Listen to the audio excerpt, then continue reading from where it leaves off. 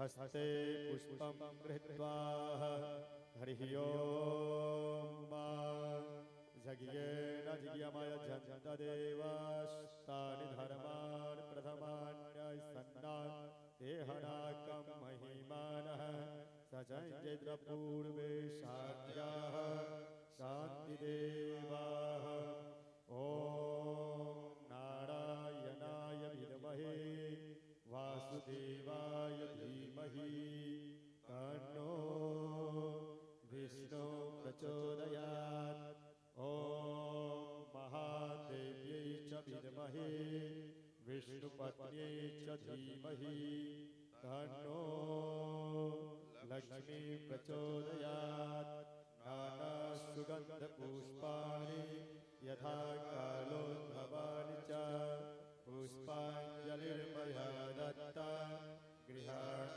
परमेश्वर मंत्रपुष्पाञ्जलिं समर्पयामि श्रीकृष्णपुरुषोत्तमाय नमः श्रीकृष्णचन्द्राय नमः। बोल श्री कृष्णचंद्र भगवान की जय। आज के आनंद की जय। व्यास जी महाराज की जय। आइए सभी आदमी अपने अपने स्थान पर बैठ जाएंगे और शांति पूर्वक अमृत भाई कथा का रसपान श्रवण करेंगे।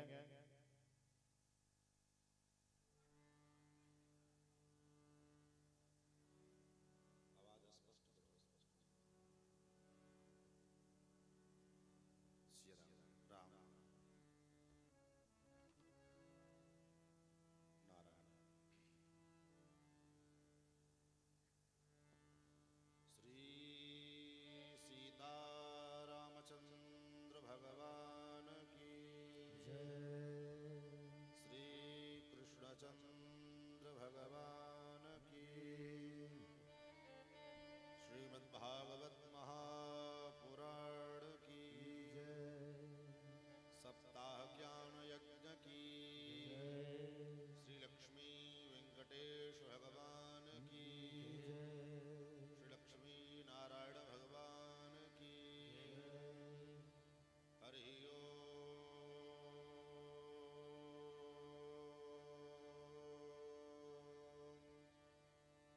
तत्संजोड़ वृणीमहे गातुं जज्ञाय गातुं जज्ञपतये नमः। दैवी स्वस्तिरस्तु न स्वस्तिर्मानुषेभ्यः ऊर्ध्वं जिगातु भेषजं सन्नो अस्मिद्विपदेश विश्वं चतुष्पदे सदसस्पतिमद्भुतं प्रियेमिन्द्रस्य काम्यं सनिमेधामयाशिषं मेधां मे वरुणो ददातु मेधामिन्द्रश्च वायुश्च मेधां धाता ददातु मे ऋग्यजुस्सामरूपाय वेदाहरणकर्मणि प्रणवोद्गीतवपुषे महास्वशिरसे नमः ज्ञानानन्दमयं देवं निर्मलस्फटिकाकृतिम् आधारं सर्वविद्यानां हयग्रीवमुपास्महे रामं रामानुजं सीतां भरतं भरतानुजं सुग्रीवं वायुसूनुं च प्रणमामि पुनः पुनः नमोऽस्तु रामाय सलक्ष्मणाय देवी च तस्यै जनकात्मजायै नमोऽस्तु रुद्रेन्द्रयमानिलेभ्यो नमोऽस्तु चन्द्रार्कमरुद्गणेभ्यः अज्ञानिनामया दोषान् शेषान् विहितान् हरे क्षमस्वत्वं क्षमस्वत्वं शेषशैलशिखामणे ईशानां जगतोऽस्य वेङ्कटपते विष्णोः परां प्रेयसी तद्वक्षस्थलनित्यवासरसिकां तक्षान्ति संवर्धिनीं पद्मालङ्कृतपाणिपल्लवयुगां पद्मासनस्थां श्रियं वात्सल्यादिगुणोज्ज्वलां भगवतीं वन्दे जगन्मातरम् लक्ष्मीनाथसमारम्भां नाथयामुनमध्यमाम् अस्मदाचार्यपर्यन्तां वन्दे गुरुपरम्पराम् यो नित्यमच्युतपदाम्बुजयुग्मरुक्म व्यामोहतस्तदितराणि तृणाय मेने अस्मद्गुरोर्भगवतोऽस्य दयैकसिन्धो रामानुजस्य चरणौ शरणं प्रपद्ये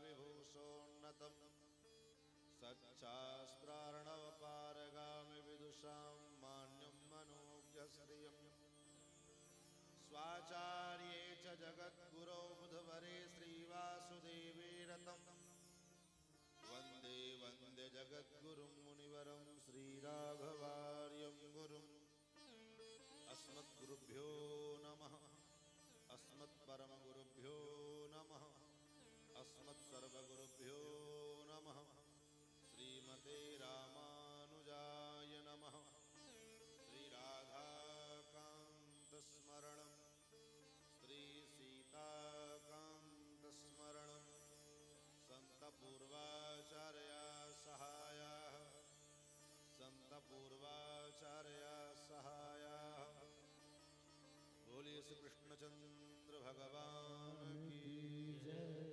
वृंदावन बिहारी लाल की जय श्रीमद्भागवत महापुराण की सप्ताह ज्ञान महायज्ञ की श्री लक्ष्मी वेंकटेश भगवान की जय जय श्री राधे श्याम।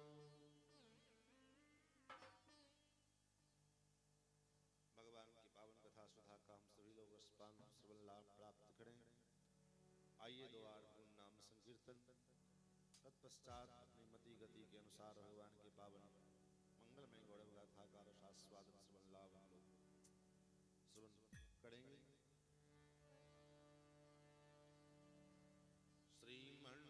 श्रीमन्नारायण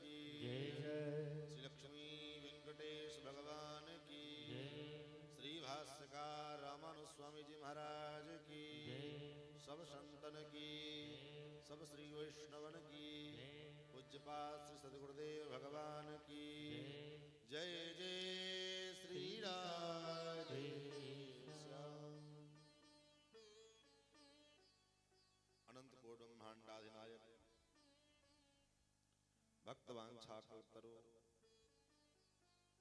भक्त वत्सल शरणागत वत्सल सौशील्य वात्सल्य मार्दव आर्जव आदि गुणों के सुंद भगवान परात्पर अखिलेश्वर अखिल हेय प्रतनी कल्याण युगतान श्वेतर समस्त वस्तु विलक्षण अकारण करुणा वर्णालय भगवान श्रीमन नारायण जिनके महती कृपा करुणा के फलस्वरूप उन्हीं के छत्र छाया में उन्हीं के सन्निधि में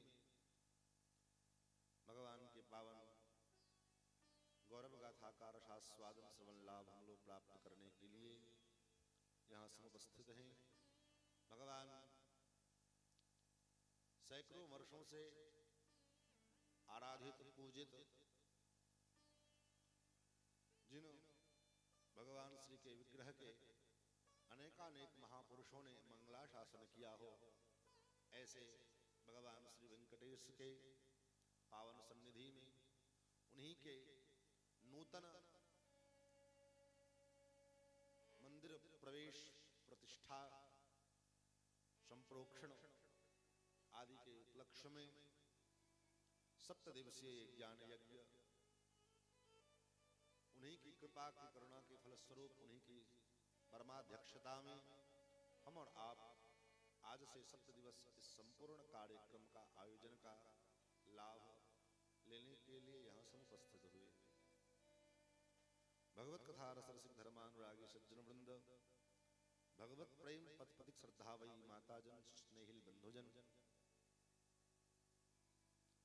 एवं YouTube फेसबुक के माध्यम से इस कथा का लाइव प्रसारण देश विदेश में देख रहे समस्त सुधी श्रोतागण, मानव जीवन का परम लाभ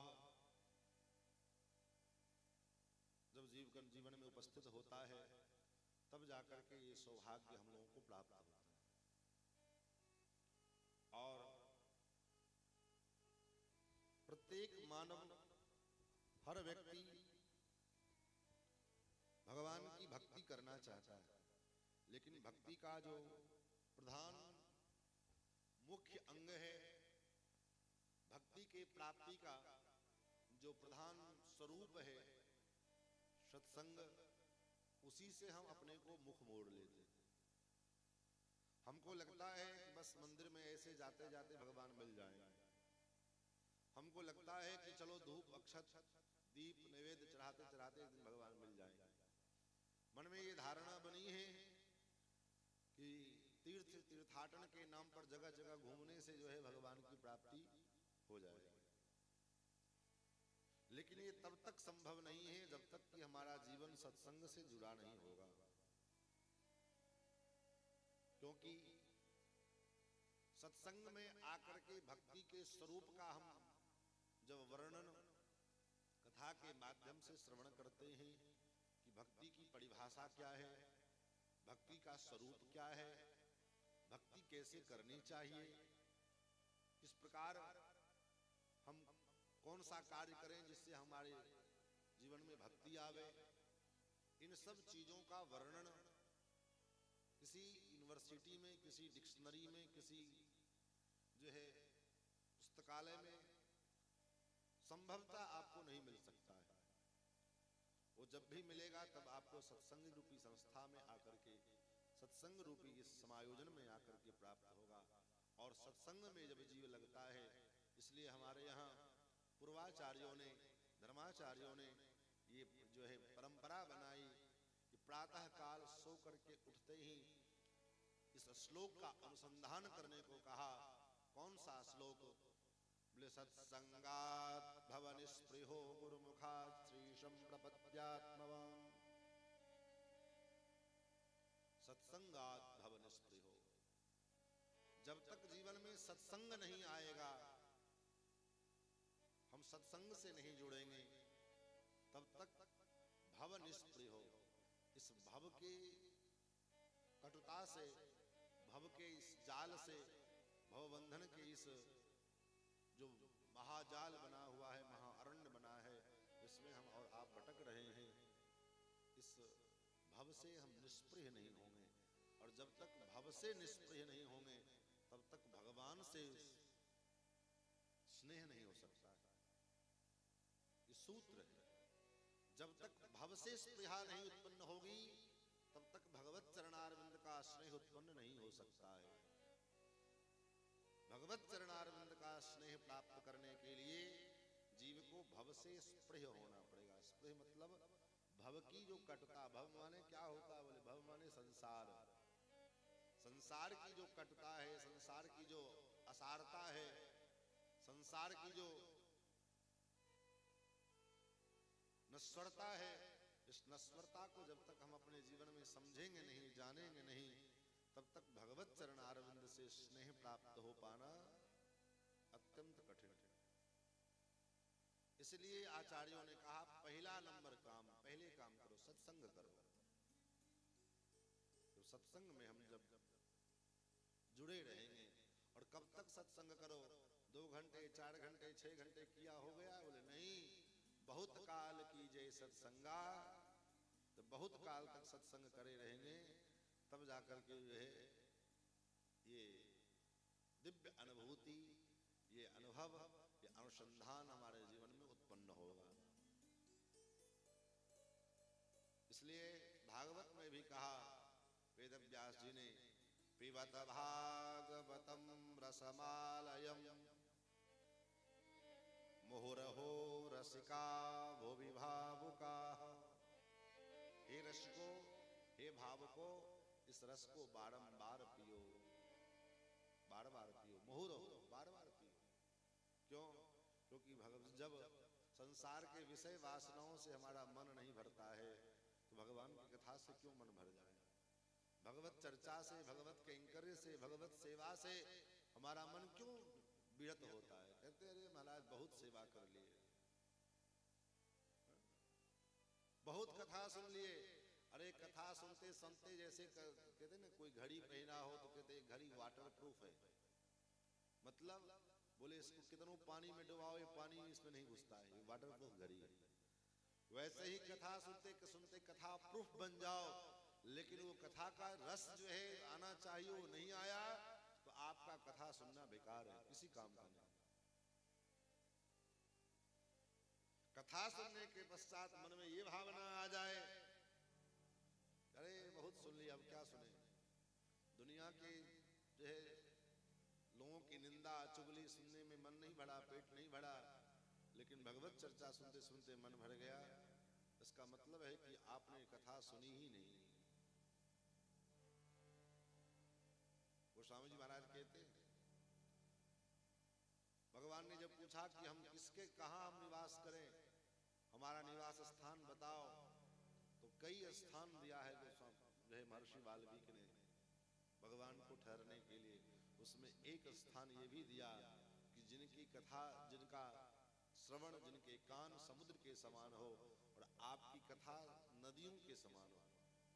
और जैसे सारी नदियां जाकर के समुद्र में मिलती है फिर भी समुद्र भरता नहीं है, ऐसे ही आपकी कथा सुनता सुनता रहे, पूरा जीवन कथा आपकी सुने, उसके बाद भी उसी कथा से मन भरे नहीं।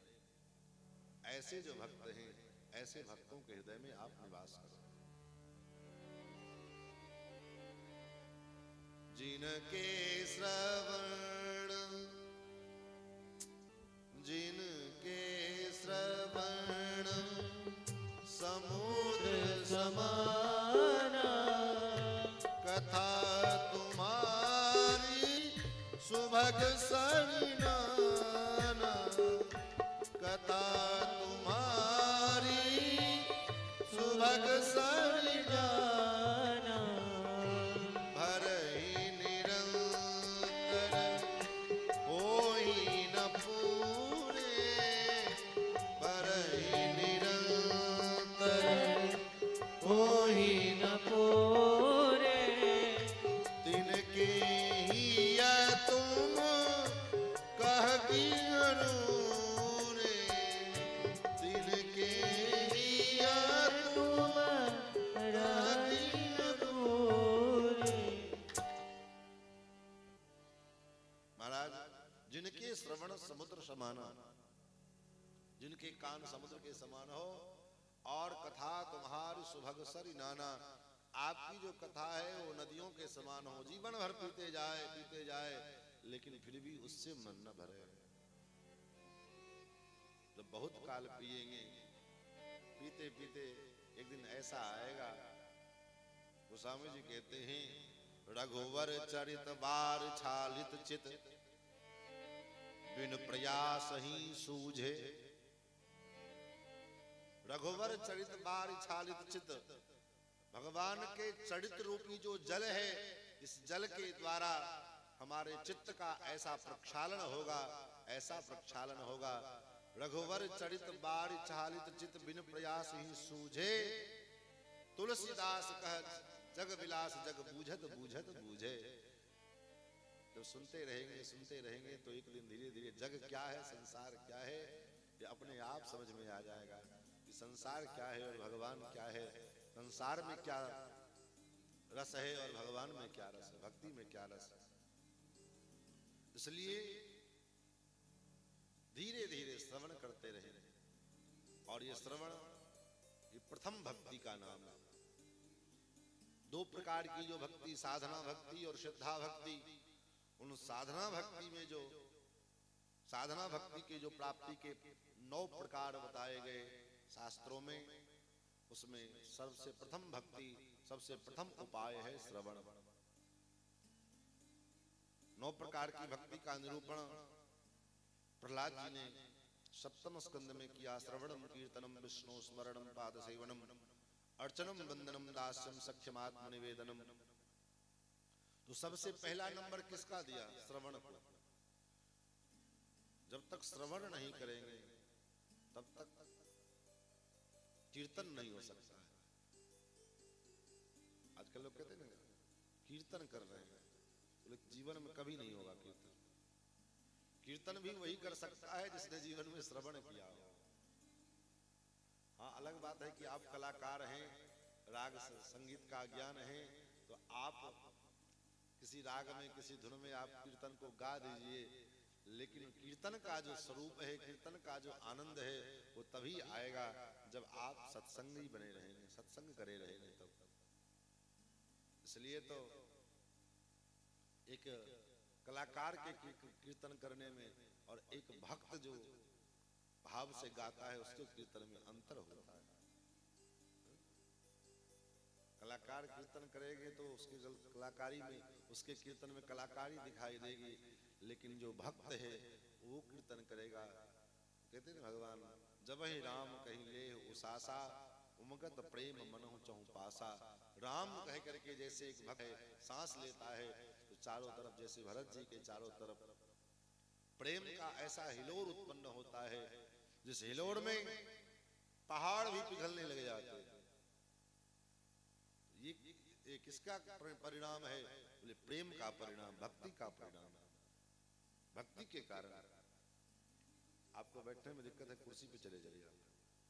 हाँ, आप जाइए नीचे,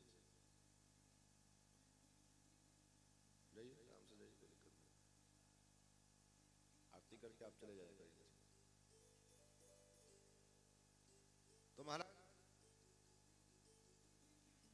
सुखदेव जी भी कहते हैं, सुखदेव जी से भी जब परीक्षित जी ने प्रश्न किया, गुरुदेव अतः पृच्छामि संसिद्धिं योगिनां परमं गुरुं। हे योगियों के परम गुरु, हे परमहंस शिरोमणि, मैं आपके शरण में आया हूं, आपसे प्रार्थना कर रहा हूं। अतः पृच्छामि संसिद्धिं योगिनां परमं गुरुं, पुरुषस्य यत्कार्यं म्रियमाणस्य सर्वथा। सर्वथा जो म्रियमाण प्राणी है, म्रियमाण का मतलब जो मुमुक्षु है, मोक्ष की कामना चाहने वाला व्यक्ति है, वो चाहता है कि हम अपने जीवन में मुक्त हो जाएं, मुक्ति की कामना जिसके अंदर है। ऐसे जो मुमुक्षु प्राणी हैं, ऐसे मुमुक्षु प्राणियों के कल्याण का क्या उपाय है, क्या साधन है? और जब उसका उत्तर साधन का वर्णन करके सुनाया सुखदेव जी ने, तो यही वर्णन किया, हे सुखदेव, हे परीक्षित, हे राजन, श्रोतव्यः कीर्तितव्यश्च स्मरतश्चेच्छता भयम् हे राजा, भगवान के इन कथा को सुनो, क्योंकि जब तक सुनोगे नहीं तब तक भगवान के स्वरूप का वर्षन जो है अनुभव कैसे होगा। हमारे आलवंदार के रचयिता भगवान श्री यमुनाचार्य स्वामी जी महाराज कहते हैं, स्वाभाविकानवधिकातिशयीदृशित्वं नारायणत्वैन मृष्यति वैदिकः कः। हे प्रभु, आपका जो स्वभाव है, स्वभाव को कौन जानता है, कैसे जान सकता है? तो वेदों ने जो, शास्त्रों ने जो भगवान के स्वभाव का निरूपण किया, तो अब शास्त्रों को पढ़ने का समय कहाँ है? अब तो 50 वर्ष निकल गए, 60 वर्ष निकल गए, अब न बैठने की क्षमता रही, न आंख से दिखाई पड़ रहा है। उन शास्त्रों के अक्षरों को कैसे पढ़ें? तो उन शास्त्रों के रहस्यों को हम कैसे जाने? उन शास्त्रों के रहस्यों को जानना है तो अब इतना समुद्र उपचने की क्या आवश्यकता है, समुद्र उलझने की क्या आवश्यकता है? तब बोले सत्संगी बन जाओ, किसी संत सदगुरु महात्मा के शरण में चले जाओ। उनके शरण में जब जाओगे तो अपने आप सारे शास्त्र आपको सुनाई पड़ जाएंगे। 7 दिन के अंदर अनेक शास्त्रों का वर्णन आपको सुनने को मिलेगा। गीता में ये कहा गया, भागवत में ये कहा गया, मानस में ये कहा गया, वाल्मीकि जी ने ये कहा, वेदों ने ये कहा, उपनिषदों ने ये कहा। यही तो सत्संग है। भगवान के एक चरित्र को अनेक ग्रंथों से, अनेक शास्त्रों से परिभाषित करके और जीव को बताना, सामान्य जनमानस को समझाना, इसी का तो नाम सत्संग है। और ये सत्संग धन के द्वारा प्राप्त नहीं हो सकता। कोई धन बल के माध्यम से चाहे कि हम सत्संग को प्राप्त कर लें, असंभव है। कोई जन बल के द्वारा चाहे कि हम सत्संग कथा प्राप्त कर लें, असंभव है। कोई ऐश्वर्य के बल पर में चाहे कि हमारे पास इतना ऐश्वर्य है, हमको क्या है, बुला लेंगे किसी कथावाचक को। कथावाचक को न बुला लाओगे, कथा सुनोगे तब ना, बुलाने से क्या हो जाएगा? बैठ के सुनोगे तब न कथा सत्संगी होगे। बुला लिए, कथा करा लिए, कथा कराने का अभिमान आप पाल लीजिए, अलग बात है। लेकिन बैठ करके जब तक श्रवण नहीं करेंगे नीचे, तब तक जो है आनंद कहाँ आएगा? इसलिए सत्संगी होना आवश्यक है। और ये सत्संग कब से, कहां से मिलेगा? ये सत्संग किसके बल पर मिलेगा? सूत जी महाराज कहते हैं, भाग्योदयेन बहुजन्म समर्जितेन सत्संगमं च लभते पुरुषो यदा वै। भाग्योदयेन, जब जीव का भाग्योदय होता है तब जाकर के जो है जीव को सत्संग लाभ प्राप्त होता है। भाग्य का उदय होना ये नहीं है कि आप खाकपति से लाखपति हो गए, ये भाग्योदय नहीं है। भाग्य का उदय होना नहीं है, ये नहीं है कि चलो आपके पास जो है 10 धुर जमीन नहीं था, आज बीघा के बीघा खरीद रहे हो आप, ये आपका भाग्योदय नहीं है।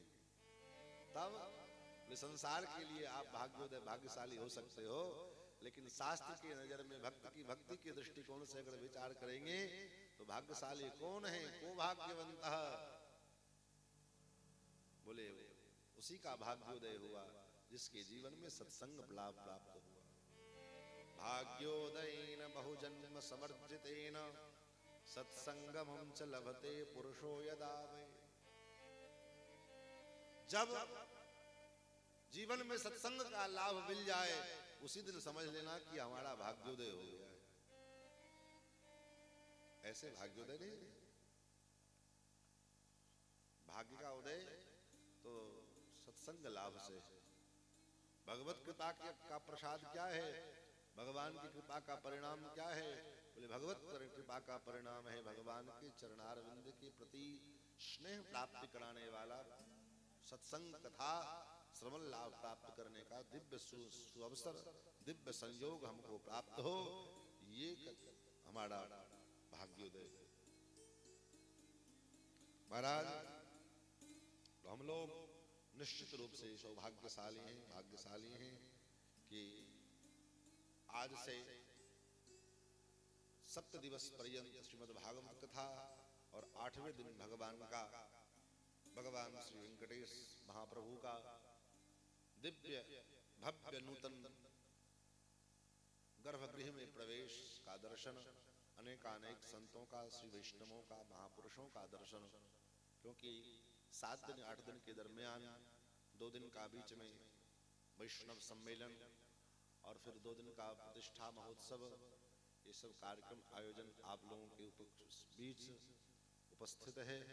तो आज तो चूंकि प्रथम दिवस था, तो प्रथम दिवस थोड़े कलश यात्रा के कारण लोग कुछ थके मांदे भी हैं, और प्रथम दिन व्यवस्था का दिवस होता है। सब जगह व्यवस्था ही बनाते बनाते सब समय कट जाएगा, इसलिए लेकिन हम यही प्रार्थना करेंगे, करबद्ध निवेदन करेंगे कि जो है आज तो बीत रहा है सो बीत रहा है, लेकिन बाकी जो 7 दिन और समय हमारे पास उपलब्ध है, इस समय का हम और आप निश्चित रूप से अधिक समय, अधिक से अधिक काल निकाल करके इसका लाभ लें।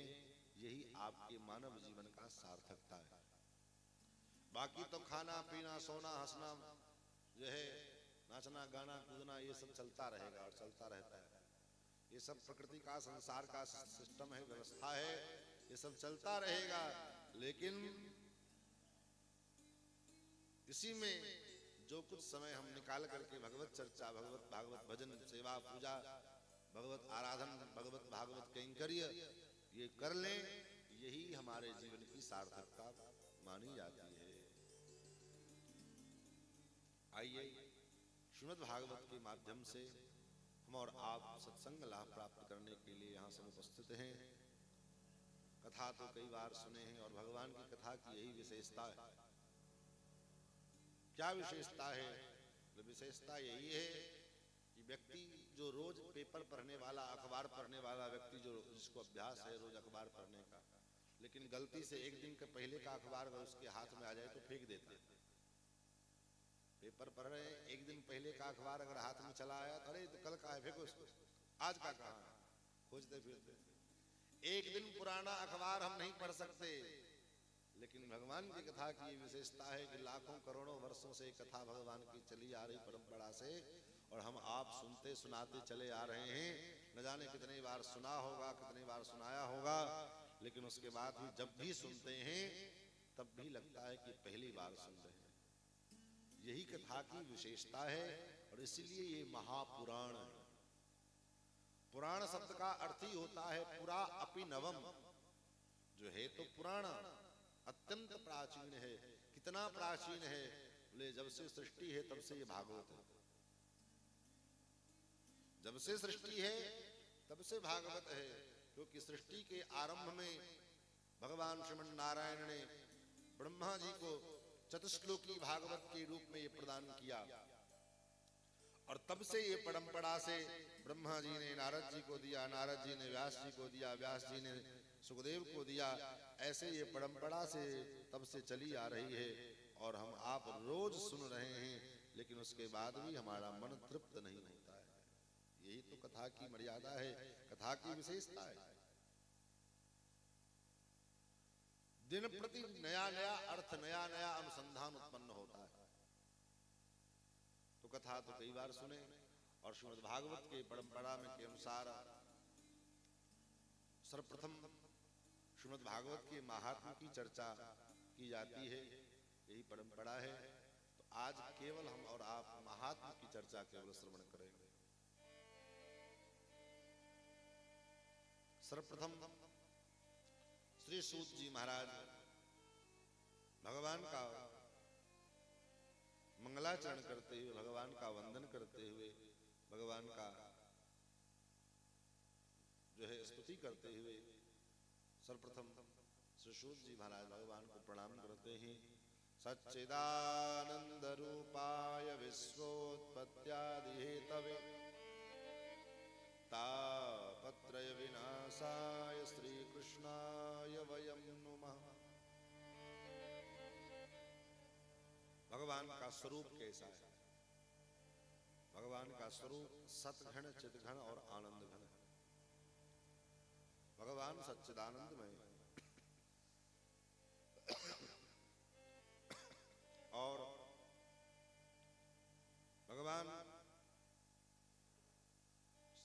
विश्व की उत्पत्ति पालन और संहार की जो क्रिया है ये भगवान की प्रधान लीला है।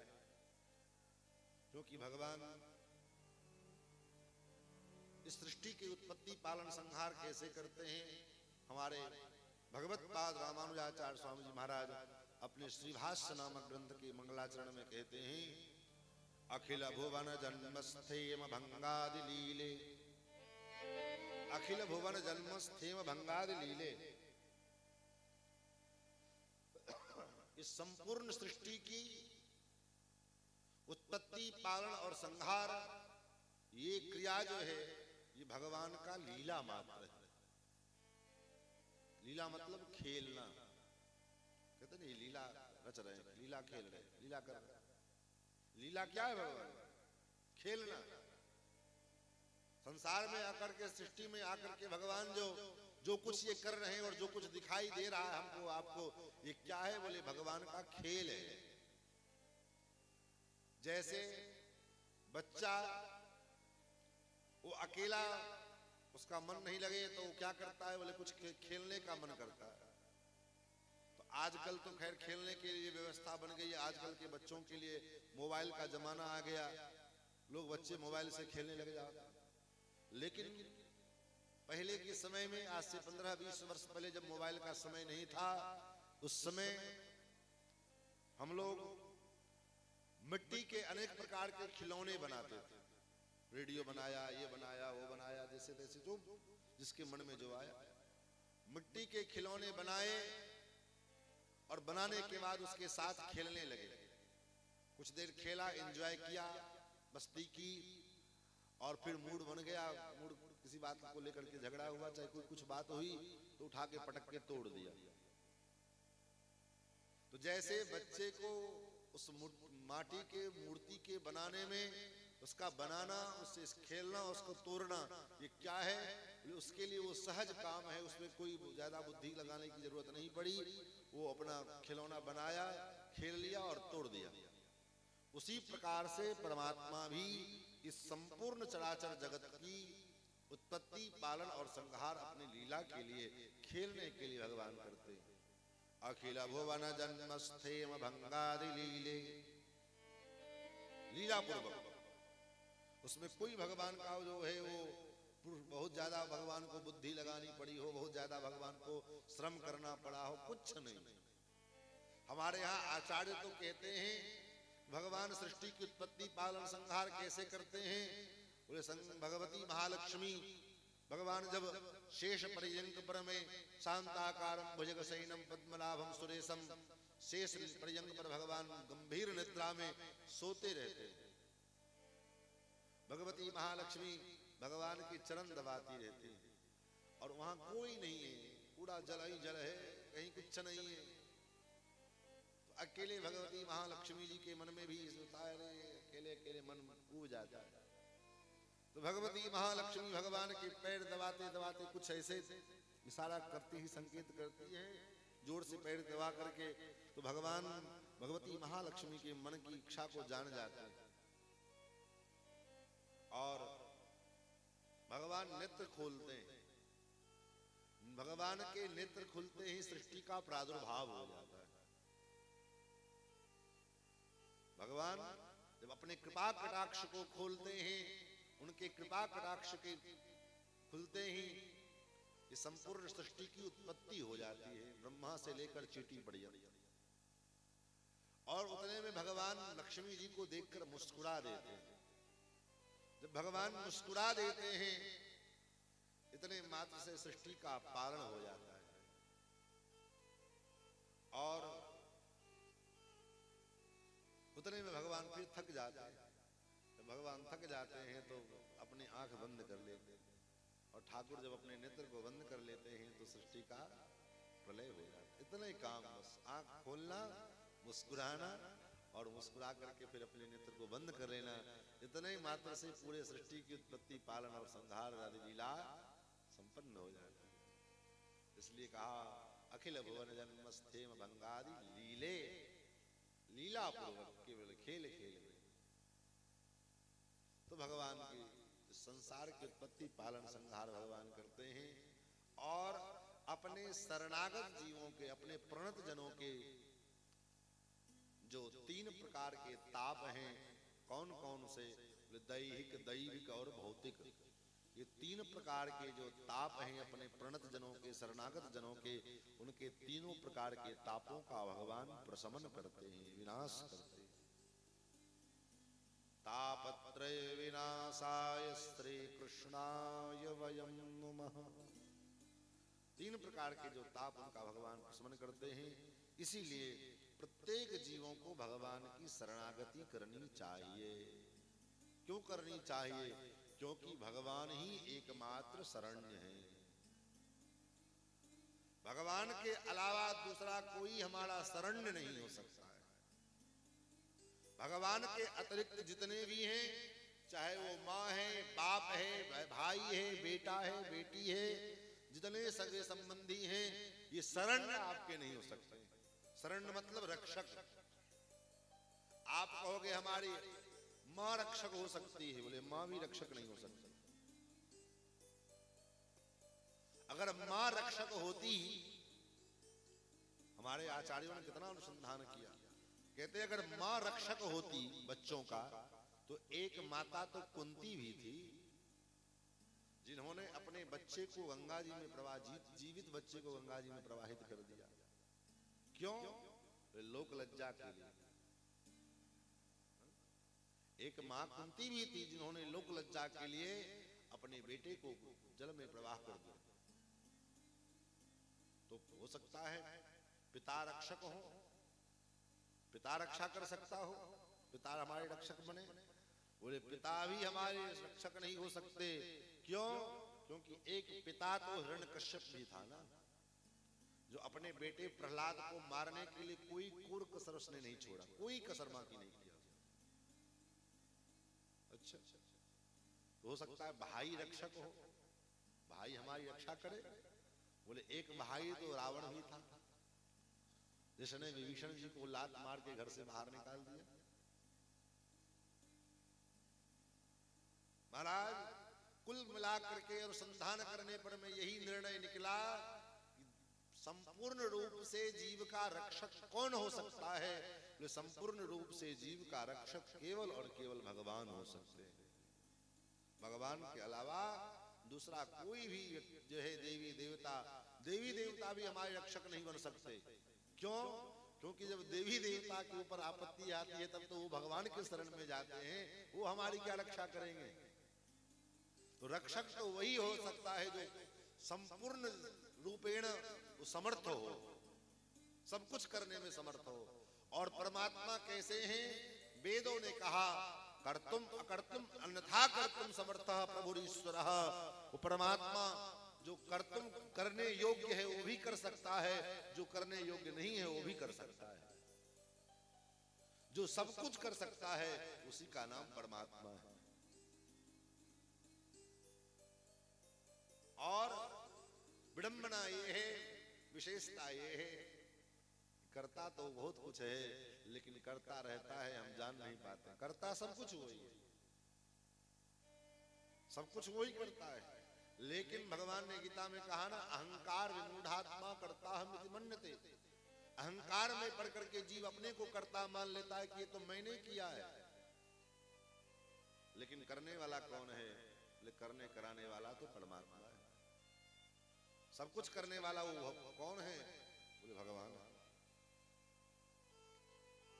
इस संसार की जो गतिविधि है, इस गतिविधियों पर में जीव का कोई अधिकार नहीं, हमारा कोई जो है बस नहीं है।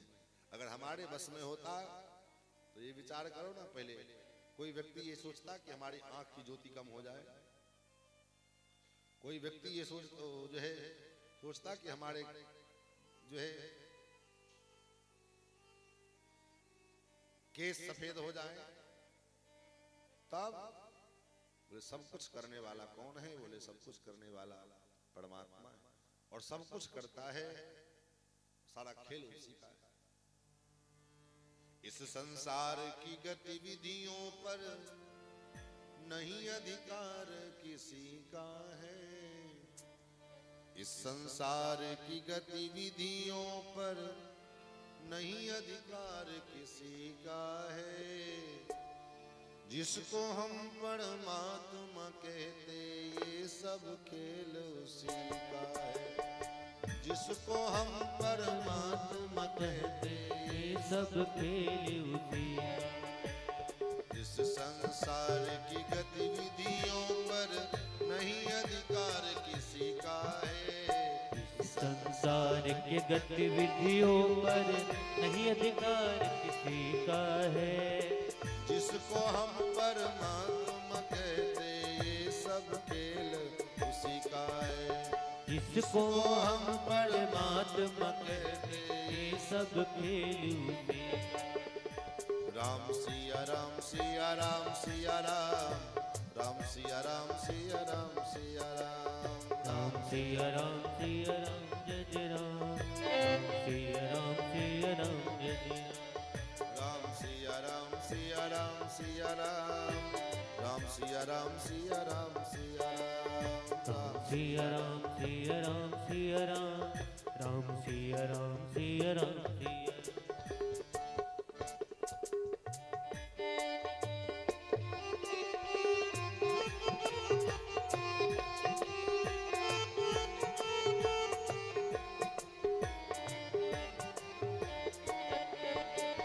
क्षण भर को भी नहीं छोड़ता सदा हमारे साथ में है।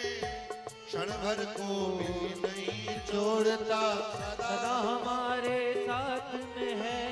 क्षण भर को भी नहीं छोड़ता सदा हमारे साथ में है।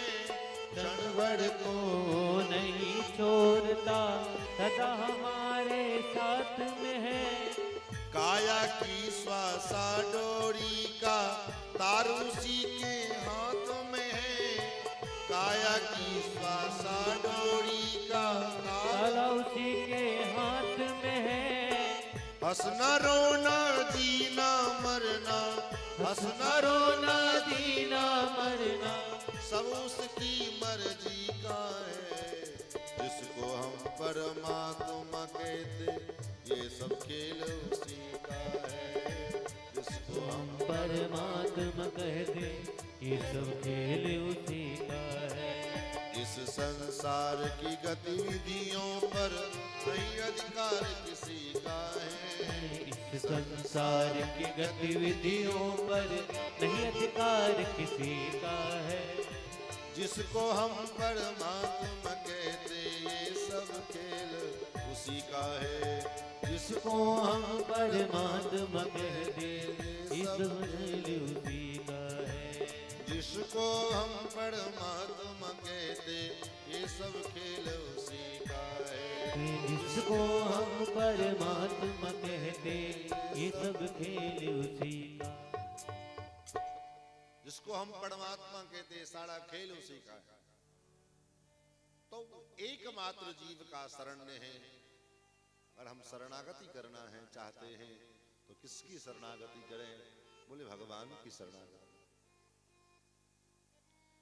हम भगवान के हो जाए और यही हमारे जीव का जो है स्वरूप है। जीव का स्वरूप क्या है? बोले जीव का स्वरूप है हम भगवान के हैं और भगवान हमारे हैं। हम भगवान के हो जाएं, भगवान हमारे हो जाएं। यही जीव मानव जीवन की सार्थकता है और यही मानव जीवन का उद्देश्य होना चाहिए। अगले श्लोक में सूत जी ने अपने पूज्य गुरुदेव भगवान का स्मरण किया। यम प्रव्रजन्तमनुपेतमपेत कृत्यम द्वयपायनो विरह कातर आजुहाव पुत्रेति तन्मयतया तरवोऽभिनेदो स्तं सर्वभूतहृदयं मुनिमानतोऽस्मि। यम प्रव्रजन, यम माने जो मां के गर्भ से बाहर निकले और प्रव्रजन, ब्रज मने जाना होता है। अब प्रव्रजंतम मतलब प्रकृष्ट रूपेण ब्रजंतम, विशेष रूप से जाना। तो विशेष रूप से जाना मतलब क्या हुआ? बोले विशेष रूप से जाना उसी को कहा जाता है जो भगवान की शरण में जाता है, उसका जाना जो है विशेष जाना होता है। इसलिए संसार में किसी व्यक्ति का, किसी जीव का शरीर छूट जाए तो महाराज कहते ये फला व्यक्ति मर गया, फलाने व्यक्ति का प्राण निकल गया, वो मर गए, फलाने आदमी मर गए। लेकिन वहीं कोई वैष्णव शरीर छोड़े, कोई महात्मा शरीर छोड़े तो हम ये नहीं कहते कि फलाने व्यक्ति मर गए। तब बोले उनका वैकुंठ गमन हो गया, उनका साकेत गमन हो गया, उनका वैकुंठवास हो गया। क्यों? क्योंकि वो आरंभ से ही भग चुके थे। तो जो भगवान के बन चुके हैं वो तो भगवान के ही पास जाएंगे ना, और कहाँ जाएंगे? हो गए हैं वो भगवान के ही पास जा सकते हैं, दूसरा अन्यत्र कहाँ जाएंगे? भगवान के शरण का, चरण का जिसने शरण ग्रहण कर लिया।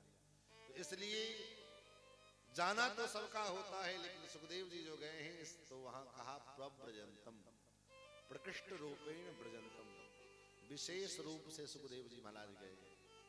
कहाँ गए? 14 वर्ष तक मां के गर्भ में रहे। कितने वर्ष? हमारा आपका जन्म मां के गर्भ से 9 महीने, 9.25 महीने, 9 महीने 10 दिन बहुत हो गए। लेकिन सुखदेव जी महाराज अपनी मां के गर्भ में 14 वर्ष तक रहे। क्यों रहे 14 वर्षों तक? बाहर निकलते ही नहीं थे महाराज, बाहर निकल ही नहीं रहे। पिताजी कह रहे हैं बेटा बाहर आ जाओ, बाहर आ जाओ, लेकिन सुखदेव जी कह रहे हैं नहीं, बाहर नहीं आना है। बोले क्यों? बोले बाहर में जो भगवान की माया है बड़ी विचित्र है, कि बाहर आते ही हमको अपना ग्रास बना लेंगे। भगवान जब आए, भगवान ने वचन दिया कि चिंता मत करो, हमारी माया तुम्हारे ऊपर प्रभाव नहीं डालेगी। तो भगवान का वचन हुआ, तब जाकर के सुखदेव जी ने मां के गर्भ से बाहर आना स्वीकार किया। तब जाकर के सुखदेव जी ने मां के गर्भ से बाहर निकले। और बाहर निकलते ही अब विचार करिए, भगवान ने वचन दिया है, भगवान ने भरोसा दिलाया है कि हमारी माया तुम्हारे ऊपर में प्रभाव नहीं डालेगी। उसके बावजूद भी कहीं भगवान की माया हम पर हावी ना हो जाए, इसलिए मां के गर्भ से बाहर निकले। नाल छेदन भी नहीं हुआ, नाल को अपने कमर में लपेट लिया और कमर में लपेट करके नाल को और चल पड़े। पीछे से श्री वेदव्यास जी महाराज, हे पुत्र, हे पुत्र, हे सुख, हे सुख, आवाज लगा रहे हैं विरह से कातर होकर के।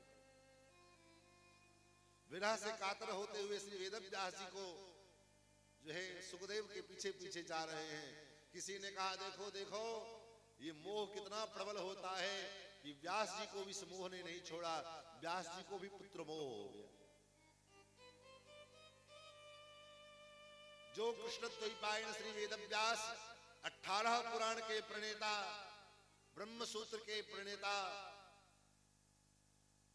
और वेदों के 4 विभाग करने वाले, ऐसे वेदव्यास जी को भी पुत्र मोह हो गया। बोले नहीं नहीं नहीं, पुत्र मोह नहीं हुआ। भाई वेदव्यास जी को कैसे पुत्र मोह हो सकता है? क्यों?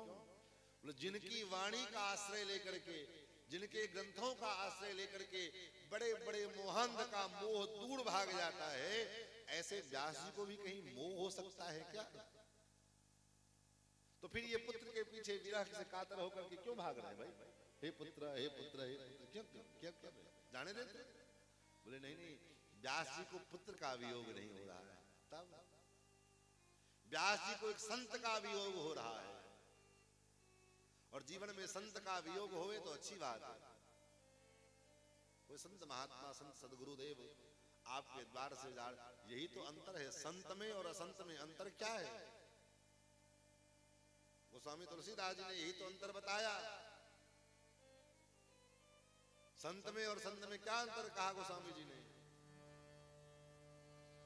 बिछुड़त एक प्राण हरि ले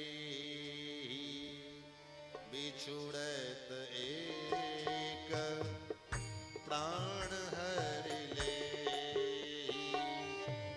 बिछुड़त एक प्राण हर ले मिलत एक दारुण दुख दे मिलत एक दारुण दुख दे मिलत एक दारुण दुख देहि बिछड़त एक प्राण हरि ले। असज्जन व्यक्ति अगर द्वार पर में आ जाए, अरे यार कहाँ आ गया, उसके मिलने से जो है दुख होता है, अरे कहाँ सरदर्द उपड़ी खाने आ गया। जब तक वो हमारे पास रहे तब तक हम यही कहते रहे कब जाएगा, कब इससे पिंड छूटे, कब इससे मुख छुटकारा मिले। ये असज्जन व्यक्ति की पहचान है, दुर्जन का पहचान है। और सज्जन व्यक्ति अगर हमारे द्वार से, हमारे पास से, संत कोई महात्मा, कोई वैष्णव, कोई सज्जन हमारे पास से अगर जाने लग जाएं तो ऐसा लगता है कि बिछड़त एक प्राण हरि ले। ये संत नहीं जा रहे, कोई हमारा प्राण लेकर के जा रहा है। द्वार पर में किसी के मिलन से प्रसन्नता होती है, किसी के आगमन से हमारे चित्त को प्रसन्नता मिले। जिस दिन आपको किसी वैष्णव के, किसी संत के आगमन से, आपके द्वार पर में उनके आगमन से आपका चित्त प्रसन्नता से खिल उठे, आपका मन प्रसन्न हो जाए, समझ लेना आपके अंदर भक्ति का प्रादुर्भाव हो रहा है। अब कोई संत महात्मा आते हुए दिखाई दे, मन खिन्न हो जाए, आ रहे हैं बाबा जी, कुछ ना कुछ लेके जाएंगे, कुछ ना कुछ मांग के जाएंगे, समझ लेना मन खिन्न हो जाए, दुखी हो जाए। इसका मतलब बोले, इसका मतलब अभी आप भक्ति से बहुत दूर हैं।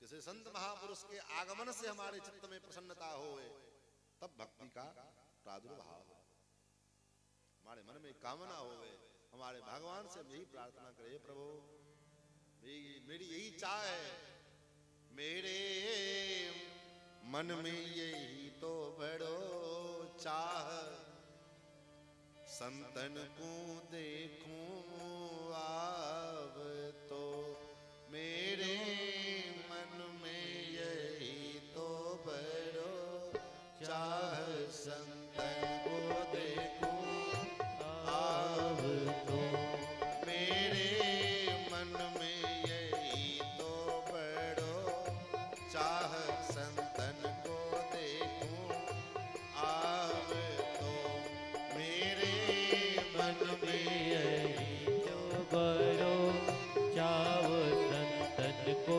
देखूं आव तो। संत हमारे मात पिता हैं, संत ही भाई बंधु, संत हमारे मात पिता हैं, संत ही भाई बंधु, संत हमारे मात पिता हैं, संत ही भाई बंधु, संत हमारे मात पिता है, संत ही भाई बंधु। संत सुधारे आपनो जी, संत सुधारे आपनो जी, काटे जग को फंद, संतन को देखो आव तो, मेरे मन में यही तो बड़ो चाह, संतन को देखूं आव तो, मेरे मन में यही तो बड़ो चाह, संतन को देखूं आव तो, मेरे मन में यही तो बड़ो चाव, संतन को देखूं आव तो, संतन को देखूं आव तो, संतन को देखूं आव। महाराज यही चाह उत्पन्न हो कि हे प्रभु, मेरे मन में यही कामना है कि द्वार पर कोई संत महात्मा पधारे, कोई वैष्णव पधारे। महाराज इसलिए वेद व्यास जी के मन में वियोग उत्पन्न हो रहा है, क्योंकि व्यास जी जानते हैं ये परमहंस संत शिरोमणि सुखदेव है। ये कोई ऐरा गैरा नत्थु खेरा पचकल्याणी नहीं, ये संत शिरोमणि, संत भी नहीं, परमहंस शिरोमणि। तो इसलिए एक महात्मा का, एक संत का वियोग उत्पन्न हुआ। इसलिए वेद व्यास जी हे पुत्र, हे पुत्र करते हुए पीछे पीछे दौड़े जा रहे हैं। द्वैपायनो विरह का तर आजुहाव, पुत्रेति तन्मयतया तरवो विनेदो, स्तम सर्वभूत हृदयं मुनिमानतोस्मि। ऐसे जो सर्वभूत हृदय हैं श्री सुखदेव जी महाराज जो मुनि हैं, ऐसे मुनि भगवान सद्गुरुदेव श्री सुखदेव जी महाराज के पावन चरणों में प्रणत निवेदन किया सूत जी ने। उसके बाद सौनकादिक ऋषियों ने प्रश्न किया है, हे महात्मा, हे सूत जी, आपका जो ज्ञान है यह करोड़ों करोड़ों सूर्य के समान है। आपकी जो प्रतिभा है ये करोड़ों करोड़ों सूर्य के समान है। आप अपने इस ज्ञानमय प्रकाश के द्वारा हमारे हृदय के भीतर जो अज्ञानता का अंधकार छाया हुआ है, इस अंधकार को आप नष्ट कर दें। अज्ञानाध्वंत विध्वंस कोटि सूर्य समप्रभा। और कैसे समाप्त करें? बोले कथा सुनाओ। कैसी कथा? कथा का मतलब कथ्यते इति कथा, कुछ कहा जाए। आप लोग जो अपने में आपस में बात करते हैं वो भी कथा है। सास बहू का किस्सा और बहू सास का किस्सा, ननद भौजाई का किस्सा, ये सब जो आपस में चर्चा करते हैं ये भी कथा है। लेकिन यहाँ क्या कह रहे हैं? कथा सारम। ऐसी कथा सुनाओ जो कथा का सार हो, जिससे हमारे जीवन में परिवर्तन हो। और कथा का केवल सार ही सार हो ऐसा भी नहीं। बहुत बात होती है जो खूब अभय कथा का सार सार केवल हम बोलने लग जाएं तो आपका सर दर्द करने लग जाएगा। आप जो है नींद से सो जाओगे, नींद आने लग जाएगी आपको। तो केवल कथा का सार ही मात्र मतलब न हो, तब बोले मामा कर्ण रसायनम, मेरे कान के लिए जो रसायन के समान हो। और रसायन क्या है? रसायन का मतलब क्या है? रस माने रस और अयन, ये दो शब्द मिलके रसायन बने। अयन मतलब होता है घर, अयन मतलब घर। तो रस का जो घर है, अब रस का घर क्या है? रसगुल्ला, जलेबी, रसगुल्ला जलेबी और जो जितने मिठाई हैं, इसमें जो रस है वो रस सीमित रस है, एक सीमा तक है। उसमें एक परिमाण छिपा हुआ है, इतना रस सीमा भरा छिपा हुआ है। लेकिन वो रस का अयन नहीं हो सकता। रस का अयन का मतलब जिसमें रस का असीमित भंडार हो, जिसमें असीमित रस भरा हो। ऐसे जो रसायन है वो कौन है? बोले वेदों ने कहा उस परमात्मा के विषय में। वो परमात्मा कैसा है? बोले रसो वै सह, परमात्मा रस स्वरूप है। और उस रस स्वरूप परमात्मा का, उस रस सिंधु परमात्मा का ये दिव्य चरित्र है, इसलिए ये भी रसायन है। भगवान की जो कथा है वो भी रसायन है। इस रस को पी करके न जाने कितने रसिक बन गए, न जाने कितने लोग रसिक बन करके महाराज भगवान के चरणारविंद को प्राप्त हो गए। इसलिए ऐसा रस है, इस रस को हजारों लाखों लोगों ने पिया है, इसलिए हम भी इस रस को पिए। कैसा रस है? बोले पीबत भागवतम रसमालयम, ये भागवत रस है। इस रस को पीने से क्या होगा? बोले जैसे चीनी के चाशनी में छेना को डालिए तो रसगुल्ला मीठा हो जाएगा, अगर नमक के चाशनी में डालेंगे, नमक के रस में डालेंगे तो नमकीन हो जाएगा। उसी प्रकार अपने मन को इस भागवत रूपी रस में, इस चाशनी में डुबाओ, क्योंकि ये रस ऐसा रस है, इस रस में डूबने के बाद फिर बाहर निकलने का मन नहीं करेगा। और इस रस को पीने के बाद अमर हो जाओ। बाकी दुनिया के जितने रस हैं, इसको पीने के बाद कोई अमर नहीं हुआ आज तक, सब मरे और पी पी करके मरते गए महाराज। शराब पीने वाला व्यक्ति पिया, पीते पीते मर गए। क्यों? बोले ये रोग हो गया, वो रोग हो गया, ऐसा हो गया। दुनिया का जो भी रस है, वो रस पी करके व्यक्ति को व्याधि होती है, आदि व्याधि होता है, रोग होता है। लेकिन भागवत रस ऐसा रस है, इस रस को पीने के पश्चात कोई आदि नहीं, कोई व्याधि नहीं, इसमें तो आनंदातिरेक होता है, आनंद का अनुभव होता है। इसलिए सूत जी कहते हैं मम कर्ण रसायनम, रसायन के समान होवे ऐसा रस आप पिलाओ। हे सूत जी, भक्ति ज्ञान विरागाप्तो विवेको वर्धते महान्, माया मोह निरासश्च वैष्णवै क्रियते कथम। हे सूत जी, माया से और मोह से निराश जो वैष्णव जन हैं, वो क्या करें? इस संसार में रह करके वो कैसे अपना जीवन यापन करें, जिससे, क्योंकि वो माया मोह से बिल्कुल निराश हो चुके हैं, थक चुके हैं। ऐसे जीवों के लिए, ऐसे वैष्णवों के लिए क्या करने योग्य है, क्या करना चाहिए?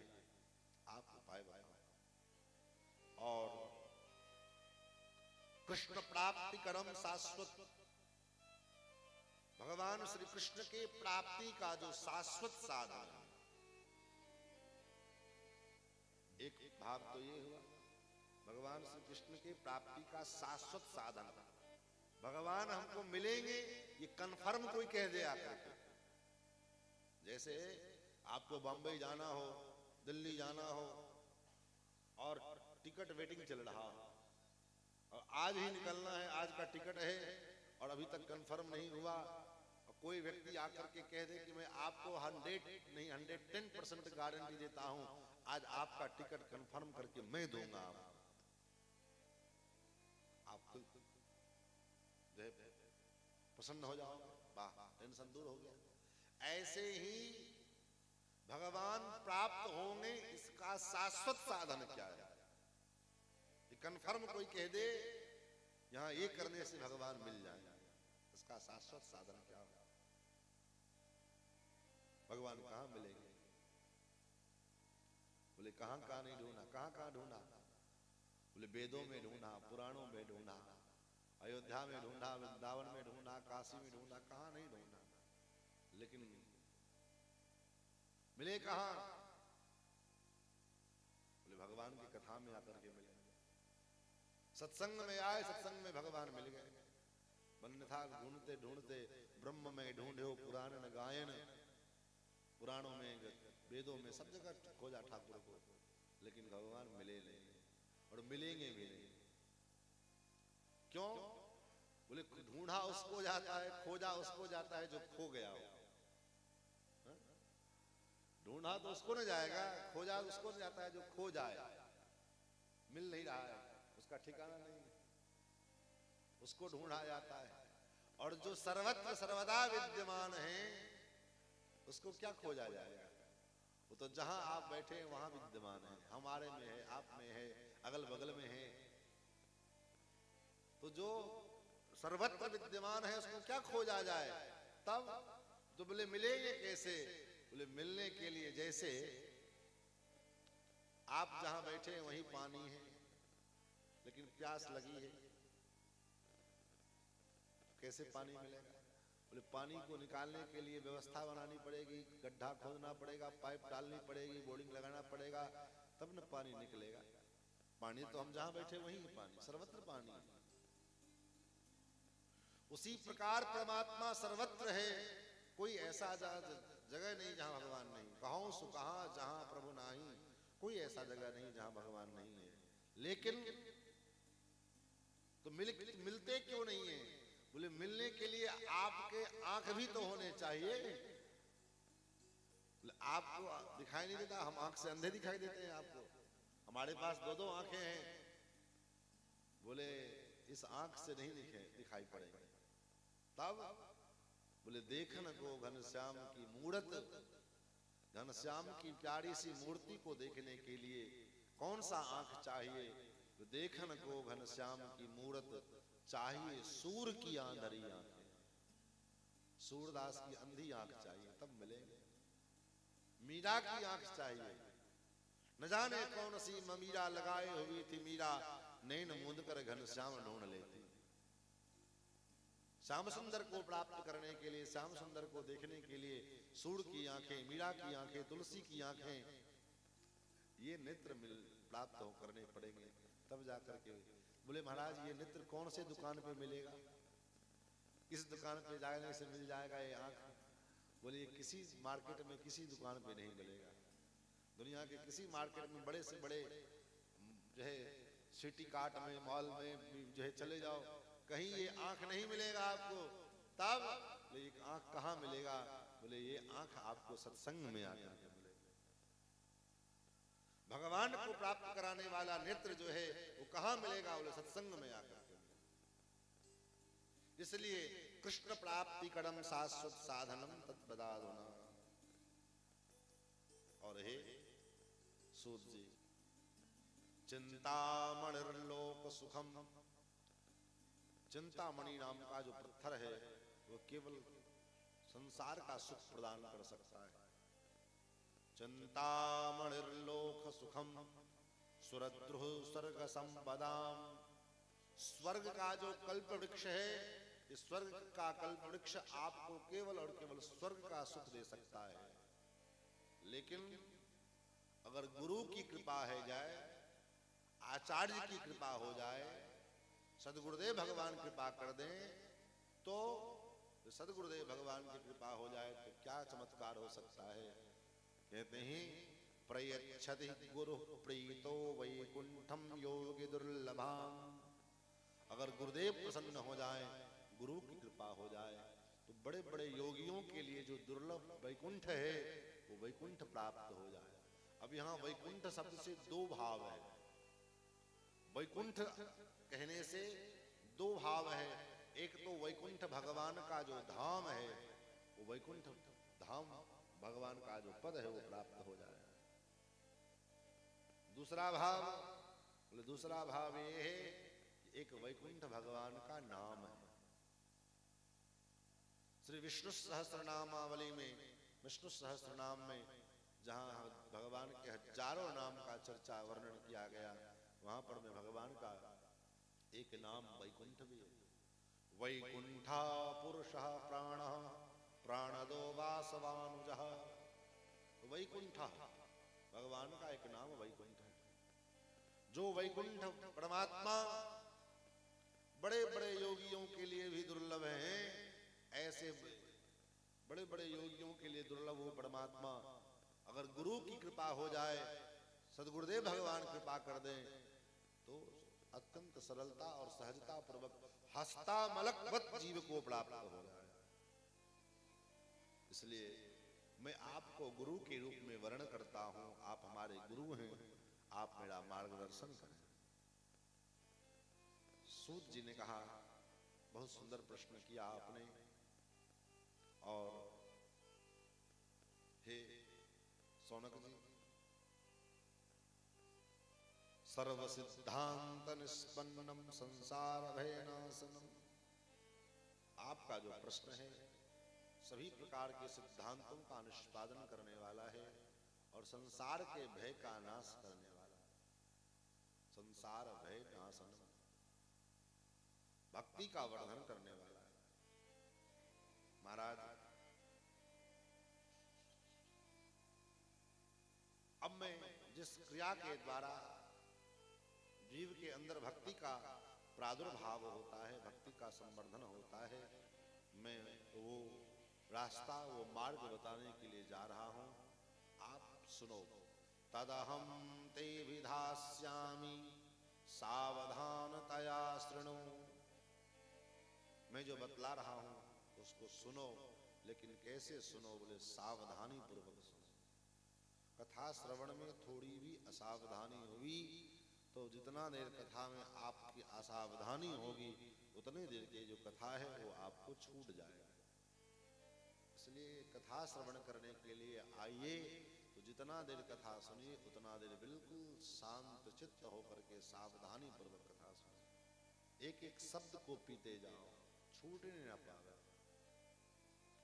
सूत जी कहते हैं, ये सोनक जी, ये जो भागवत कथा है ना, ये बड़े पुण्य के बाद मिलता है, ऐसे नहीं मिलता है। ये भागवत अत्यंत दुर्लभ है। जन्मांतरे भवेत पुण्यम तदा भागवतम लभेत। जब जन्म जन्मांतर का पुण्य उदय होता है तब जाकर के जीव को भागवत श्रवण का लाभ प्राप्त होता है।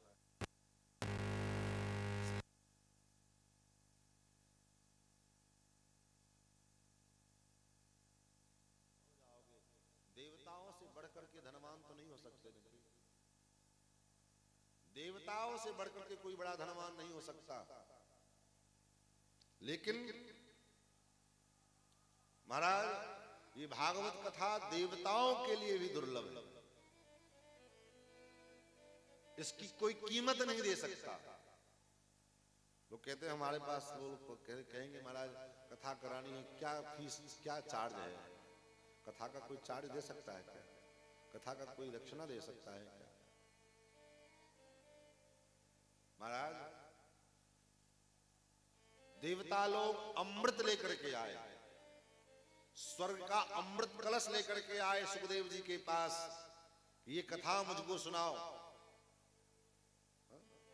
अब विचार करिए, अमृत से भी कोई दुर्लभ वस्तु आपके पास हो सकती है, लेकिन देवताओं के इस अमृत कलश को देख करके सुखदेव जी को बड़ी हंसी आई।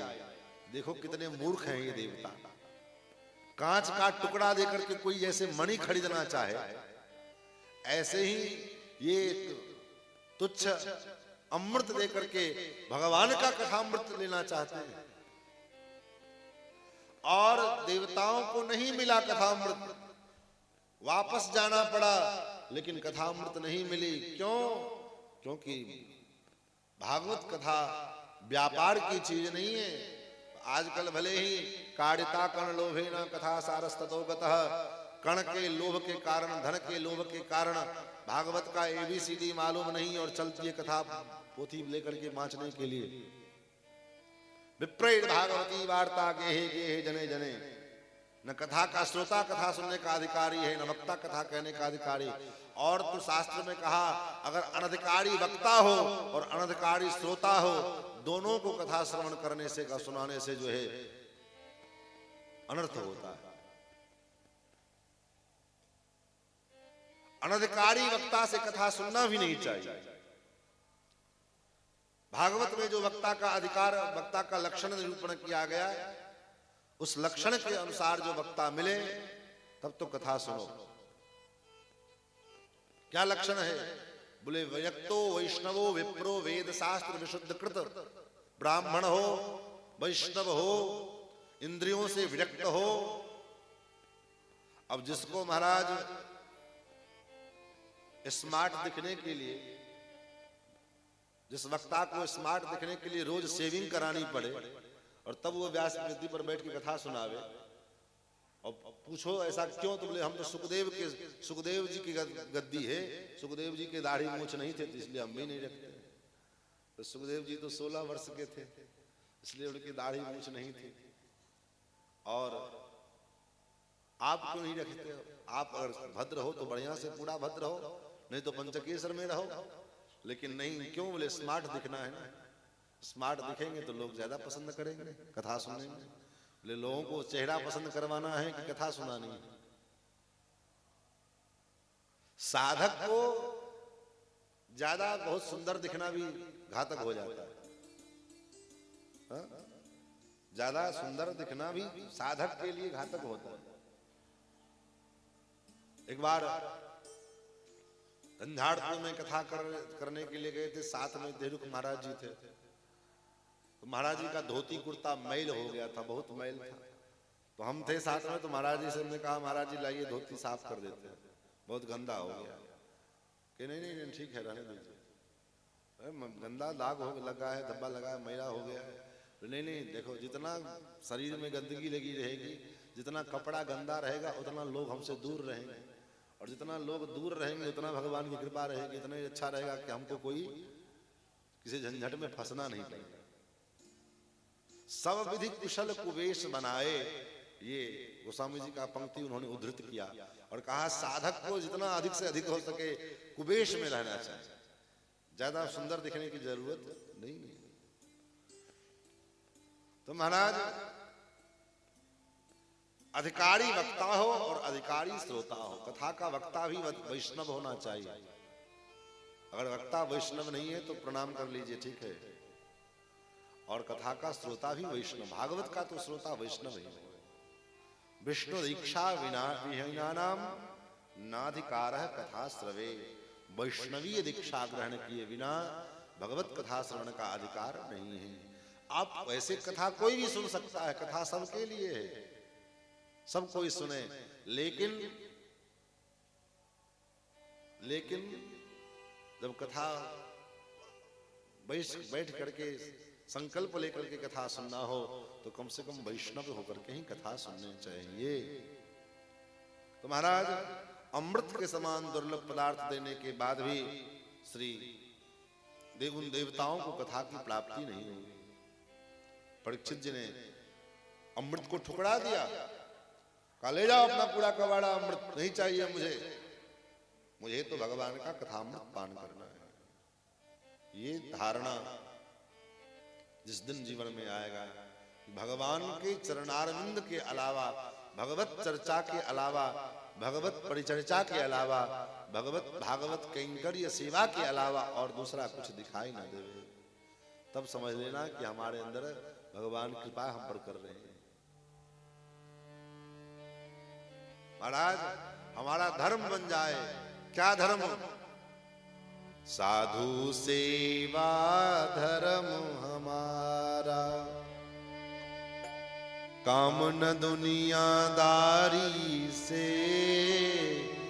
साधु सेवा धर्म हमारा, काम न दुनियादारी से। साधु सेवा धर्म हमारा, काम न दुनियादारी से। ठाकुर हमरे अवध बिहारी, हम हैं अवध बिहारी के। ठाकुर हमरे अवध बिहारी, हम हैं अवध बिहारी के। ठाकुर हमरे रमण बिहारी, हम हैं रमण बिहारी के। ठाकुर हमरे रमण बिहारी, हम हैं अवध बिहारी। कोई भला कहे चाहे बुरा कहे, कोई भला कहे चाहे बुरा कहे, कोई भला कहे चाहे बुरा कहे, कोई भला कहे चाहे बुरा कहे। हमें हो गए रमण बिहारी के, हम हो गए रमण बिहारी के। कोई ठाकुर सेवा धर्म हमारा, हमारा ठाकुर सेवा धर्म ठाकुर सेवा धर्म हमारा ठाकुर सेवा धर्म हमारा कामना दुनियादारी से कामना दुनियादारी से ठाकुर हमारे रमण बिहारी ठाकुर हमरे अवध बिहारी हम हैं अवध बिहारी के ठाकुर हमरे अवध बिहारी हम हैं अवध बिहारी के ठाकुर हमरे अवध बिहारी ठाकुरानी श्री जनक ललिए ठाकुर हमरे अवध बिहारी ठाकुरानी श्री अवध लली और कोई समझे या न समझे और कोई समझे या न हमको इतनी समझ बनी है हमको इतनी समझ ठाकुर अवध किशोर हमारे ठाकुर अवध किशोर हमारे ठाकुरानी श्री जनक ललिए ठाकुरानी श्री जनक लली ठाकुरानी श्री जनक ललिए ठाकुरानी श्री जनक लली है। और कोई जन जो है ज्ञान हो चाहे ना हो लेकिन इतना ज्ञान हो जाए तो ये भगवत भागवत सेवा भगवत भागवत किंकरीय इसकी जो है रूपरेखा इसका संकल्प हमारे चित्त में उत्पन्न हो और इसी का परिणाम उसी का प्रभाव कि हमारे जीवन में सत्संग लाभ सत्संग की प्राप्ति।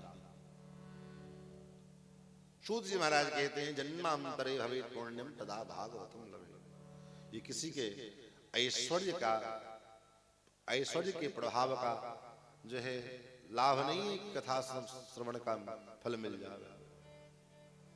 धनबल का भी प्रभाव नहीं है जनबल का भी प्रभाव नहीं। तब बोले जब तक हमारे जीवन में भाग्य का उदय नहीं होगा पुण्य का प्रभाव नहीं होगा और सबसे बड़ी बात सबसे ऊंची बात ठाकुर की कृपा जब तक नहीं होगी तब तक जो है ये लाभ संभव नहीं है। महाराज जब परीक्षित जी को कथा सुनाया राजा सुखदेव जी ने उद्धार हो गया 7वें दिन ब्रह्मा जी को आश्चर्य लगा आखिर क्या है कथा में जरा विचार करें। तो भागवत मुक्ति के और जितने भी साधन हैं ब्रह्मलोक में सत्यलोक में ब्रह्मा जी ने मुक्ति के और जितने भी साधन हैं तराजू के एक पलड़े पर उसको रखा और दूसरे पलड़े पर में भागवत जी को रखा। लेकिन लघुन्यन्यानि जातानि गौरवेण इदं महत् मुक्ति के और जितने भी साधन थे वो लघु हो गए छोटे पड़ गए। उनका पलड़ा उठ गया और जिस पलड़े के ऊपर भागवत जी विद्यमान थे वो पलड़ा नीचे दबा रहा। ब्रह्मा जी ने डिम डिम घोष किया मुक्ति के जितने साधन हैं उन सभी साधनों में ये भागवत सबसे श्रेष्ठ साधन है। फिर तो सोनक जी ने पूछा महाराज ये सप्ताह की विधि कब से आरंभ हुई ये सप्ताह की परंपरा कब से चल पड़ी। सूत जी कहते हैं नारद जी और शनकादिकों के द्वारा। सूत जी ने, सौनक जी ने कहा महाराज नारद जी तो एक जगह स्थिर नहीं रहते और शनकादिक तो जो है महात्मा है। उन्होंने कैसे कथा सुनाई और कैसे नारद जी ने कथा बैठ के सुनी, ये जरा विस्तार से समझाओ हमको। तो सूत जी कहते महाराज एक बार नारद जी का शनकादिकों से भेंट बद्री नारायण में हुआ। बद्र का आश्रम में नारद जी बड़े बेचैन होकर के जा रहे थे। नारद जी की बेचैनी को देख करके शनकादिकों ने पूछा, भैया नारद जी क्या बात है, आपका मुखमंडल उदास क्यों लग रहा है, क्या कारण है, क्या हो गया? महाराज आपके दर्शन से तो महाराज रोता हुआ चेहरा भी खिलखिला करके हंसने लग जाए, लेकिन आप तो ऐसे लग रहे हैं जैसे किसी कंजूस व्यक्ति का सारा धन कहीं गिर जाए। क्या हुआ आपको? नारद जी ने कहा भैया क्या बताएं, इस पृथ्वी लोक को उत्तम मान करके मैं यहां भ्रमण करने के लिए आया। अहम तो पृथ्वी यातो ज्ञात्वा सर्वोत्तमामिति पुष्करम च प्रयागम च काशीं गोदावरीं तथा हरिक्षेत्रम कुरुक्षेत्रम श्रीरंगम सेतुबंधनम। हरिक्षेत्र, कुरुक्षेत्र, सेतुबंध, रामेश्वर, सब जगह, पुष्कर, प्रयाग, सब जगह घूमा हमने। तो क्या हुआ? बोले कहीं हमारे मन को शांति नहीं मिली। क्यों? अब आप विचार करिए, ये बात आज से 5000 वर्ष पहले की है, जिस समय ये बात घटना नारद जी सुना रहे हैं, और आज क्या दशा होगी आप कल्पना कर सकते हैं। 5000 वर्ष पहले ये जब दशा थी, तो आज क्या दशा होगी यहाँ पर की पृथ्वी की दशा कैसी होगी? नारद जी वर्णन कर रहे हैं, कालिना धर्म मित्रेण धरेयम बाधिताधुना। कलियुग अपने अधर्म रूपी मित्र के साथ धर्म के जितने भी साधन हैं, उन सभी साधनों को कलियुग ने बाधित कर लिया है। आप धर्म का कोई भी कार्य करना चाहो, कलियुग आपको उसमें व्यवधान डालेगा। क्यों? क्योंकि कलियुग का मित्र कौन है? कलियुग का मित्र उसका अधर्म है। कलियुग का मित्र ही अधर्म है, और अधर्म ने धर्म के जितने भी साधन हैं, उन सभी साधनों को दूषित कर दिया है।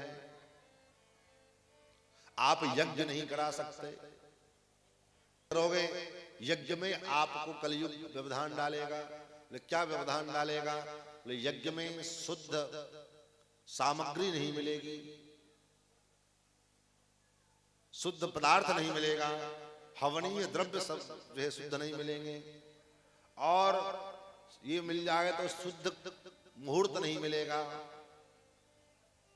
शुद्ध मुहूर्त भी मिल जाए तो महाराज शुद्ध ब्राह्मण पंडित नहीं मिलेंगे। शुद्ध ब्राह्मण पंडित भी मिल जाए तो शुद्ध जो है करने वाला यजमान, जो शास्त्र से, शास्त्रों के लक्षण से यजमान का जो लक्षण हो, वो आपको नहीं मिलेगा। इसलिए कलियुग में जितने धर्म के साधन हैं, कलियुग ने उसको सबको बाधित कर रखा है। कलयुग में केवल और केवल प्रत्येक मानव का एकमात्र उद्देश्य रह गया है, एकमात्र लक्ष्य रह गया है। क्या? उदरम भरणो जीवाः वराका कूटभासिना। एकमात्र उद्देश्य किसी प्रकार से हमारा पेट भर जाए। पेट भरने के पीछे आज पता नहीं कौन सा पेट है, भरता ही नहीं। मनुष्य जितना भी अपराध करता है, वो किस लिए करता है? केवल पेट के पीछे। ऐसी तृष्णा लगी है, ऐसी तृष्णा लगी है कि महाराज ये तृष्णा मिटने का नाम नहीं ले रही। बेईमानी, चोरी, कपट, झूठ, फरेब, हत्या, और आज विडंबना ये है कि रास्ते पर में चलना मुश्किल है। कब कौन किधर से आकर के गोली मार दे, कब कौन से आकर के कोई गाड़ी ठोक दे, ये विडंबना हो गई। उदरम भरिणो जीवा वराका कूट भाषण। और कलयुग के प्राणियों की क्या दशा है? बोले मंदः, कलयुग के प्राणी कैसे हैं? बोले मंद है। मंदाः सुमंद मतयः, चलो हम मंद भी हों, हमारी मति तीक्ष्ण हो, बुद्धि तीव्र हो, तो वो भी बुद्धि भी मंद है। हम तो मंद हैं ही, हमारी बुद्धि अति मंद है। और चलो मंद बुद्धि भी मंद है, हम भी मंद हैं, कम से कम भाग्य तेज हो जाए तो काम चल जाएगा। बोले मंद भाग्य, भाग्य भी मंद है। विपद्रता आश्रमा यवनैरुद्धास्तीर्थानि सरितस्तथा देवता यदनान्यत्र दुष्टैर्नष्टानि भूरिशा। जितने देवालय हैं, जितने देवताओं के मंदिर हैं, स्थान हैं, उन सभी मंदिरों को, सभी स्थलों को यवनों दुष्ट लोगों ने कब्जा जमा लिया, उस पर अपना अधिकार जमा लिया। बड़े बड़े मठ मंदिर, महाराज पिछले वर्ष श्रीरंगम गए थे, तो श्रीरंगम जो मंदिर भगवान का है, उस भगवान के मंदिर के कैंपस में ही पूरा नगर बसा हुआ है। 7 परकोटे हैं, 7 परकोटा पार करके भगवान का दर्शन होता है। तो 3 परकोटे तक तो मंदिर के पुजारी और अर्चक लोग उसमें रहते हैं, व्यक्ति का भी प्रवेश है, लेकिन कोई दुकान इत्यादि उसमें नहीं।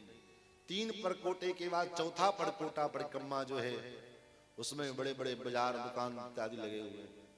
और भगवान श्री रंगनाथ के उस 7 परकोटे के अंदर जो बाजार लगा है, उस बाजार में उत्तर कावेरी के नदी के पास में ही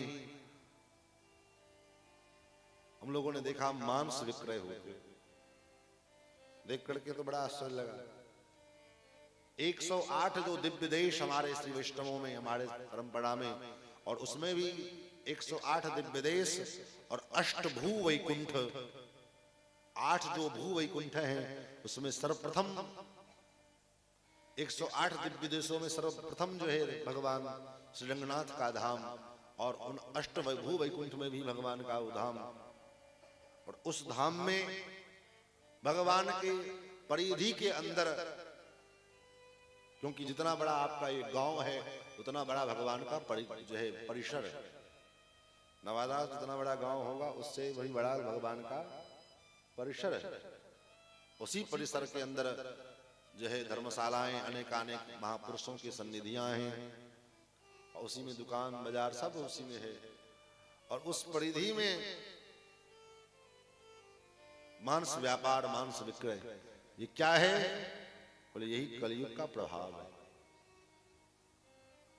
पाखंड निरता संतो विरक्ता सब परिग्रह, जिसको संत कहा जा रहा है, जो संत मार्गदर्शक होते हैं समाज के, लेकिन वही संत पाखंड मार्ग का प्रदर्शक हो गए। जो विरक्त का मतलब ही होता है सभी चीजों से दूर होकर के और जीवन यापन करना, लेकिन विरक्त ही लोग ही परिग्रही हो गए। विरक्ता सब परिग्रह न योगी नैव सिद्धो वा न ज्ञानी सत्क्रियो नरः। न कोई योगी दिखाई दिया, न कोई ज्ञानी, न कोई सिद्ध। बात अलग है, अपनी दुकानदारी चलाने के लिए अपने नाम के आगे सिद्ध लिख दो, चाहे योगी लिख दो, लेकिन जो योग का शास्त्रों में लक्षण दिया गया है कि योगस्य चित्तवृत्तिर निरोधा, महर्षि पतंजलि अपने महाभाष्य में कहते हैं कि योग का मतलब चित्तवृत्ति का निरोध। हमारी चित्तवृत्ति जो संसार की ओर है, उससे मुक्त होकर के भगवान के चरणों में जावे, उसी का नाम योग है। और आज जो योग देखते हैं, वो योग नहीं, योगा है, वो एक्सरसाइज है, योगा है, जिसके द्वारा शरीर जो 60 साल में भी 70 साल में भी हम बूढ़े ना हो, जवान बने रहें, उसका एक जो है फार्मूला है। उसको योग नहीं कहा जा सकता, उसको योगा कहिए, एक्सरसाइज कह लो, जिससे हम दीर्घ काल तक स्वस्थ रहें। तो महाराज घूमते घूमते नारद जी कहते मैं घूमते घूमते वृंदावन पहुंच गया। वृंदावन में जा रहा था, यमुना किनारे मैंने देखा कि एक स्त्री युवती, उसके गोद में दो बूढ़े पड़े हैं, वो रो रही थी। तो हमने सोचा ये रोना धोना संसार का नियम चला रहता है, साधु का क्या काम है। नारद जी कहते मैं उधर से जा रहा था, तब तक उस देवी ने आवाज लगाई, भो भो साधो क्षणम तिष्ठ, हे साधो क्षणम तिष्ठ, क्षण भर के लिए ठहर जाओ, मत चिंता विनाशय, मेरी चिंता का नाश करो। क्या चिंता है देवी, आपकी चिंता क्या है? आप कौन हो? कासित्वम, तुम कौन हो? का इमौ, ये दोनों वृद्ध जो तुम्हारे गोद में पड़े ये कौन है? च इमाह, तुम्हारे पीछे जो इतनी स्त्रियां हैं वो कौन है? वद देवी सविस्तारम सस्य दुखस्य कारणम, हे देवी आप अपने दुख का कारण बताओ कि आपके दुख का कारण क्या है। देवी ने अपना परिचय दिया, अहम भक्तिरितिख्याता इमौ मे तनयो मतौ, ज्ञान वैराग्य नामानो काल योगेन जर्जरो। ये मैं भक्ति महारानी, और ये जो मेरे गोद में पड़े हैं ये मेरे पुत्र हैं, ज्ञान और वैराग्य। और मेरे पीछे जो इतनी सारी स्त्रियां सेवा में लगी हैं वो कौन है?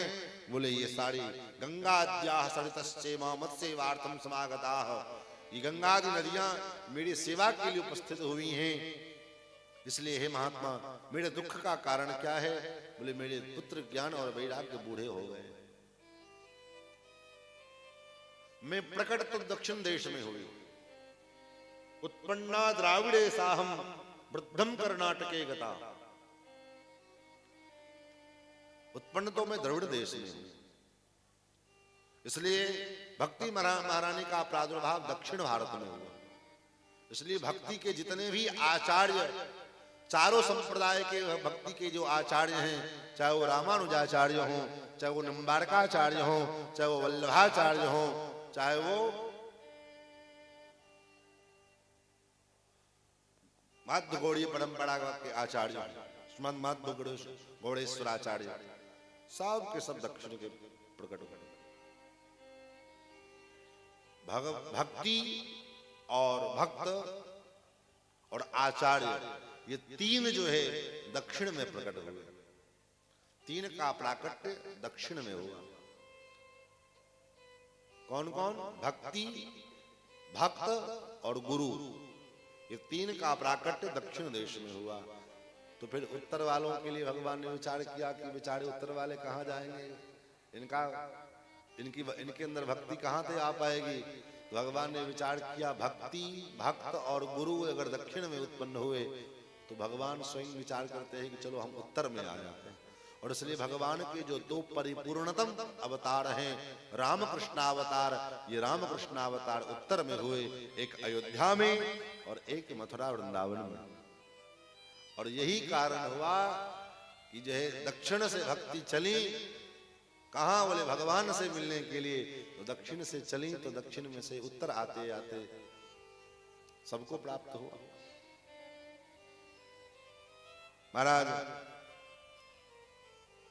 इसलिए आज भी भक्ति का जो स्वरूप है, वो स्वरूप अगर देखना हो तो दक्षिण में दिखता है। यहाँ कहाँ? यहाँ तो केवल फूल फेंकना और धूप, एक दो अगरबत्ती जला देना और एक लोटा जल उलीच देना, यही भक्ति समझते हैं हम लोग। इसी का नाम भक्ति नहीं। भक्ति का मतलब है सेवा।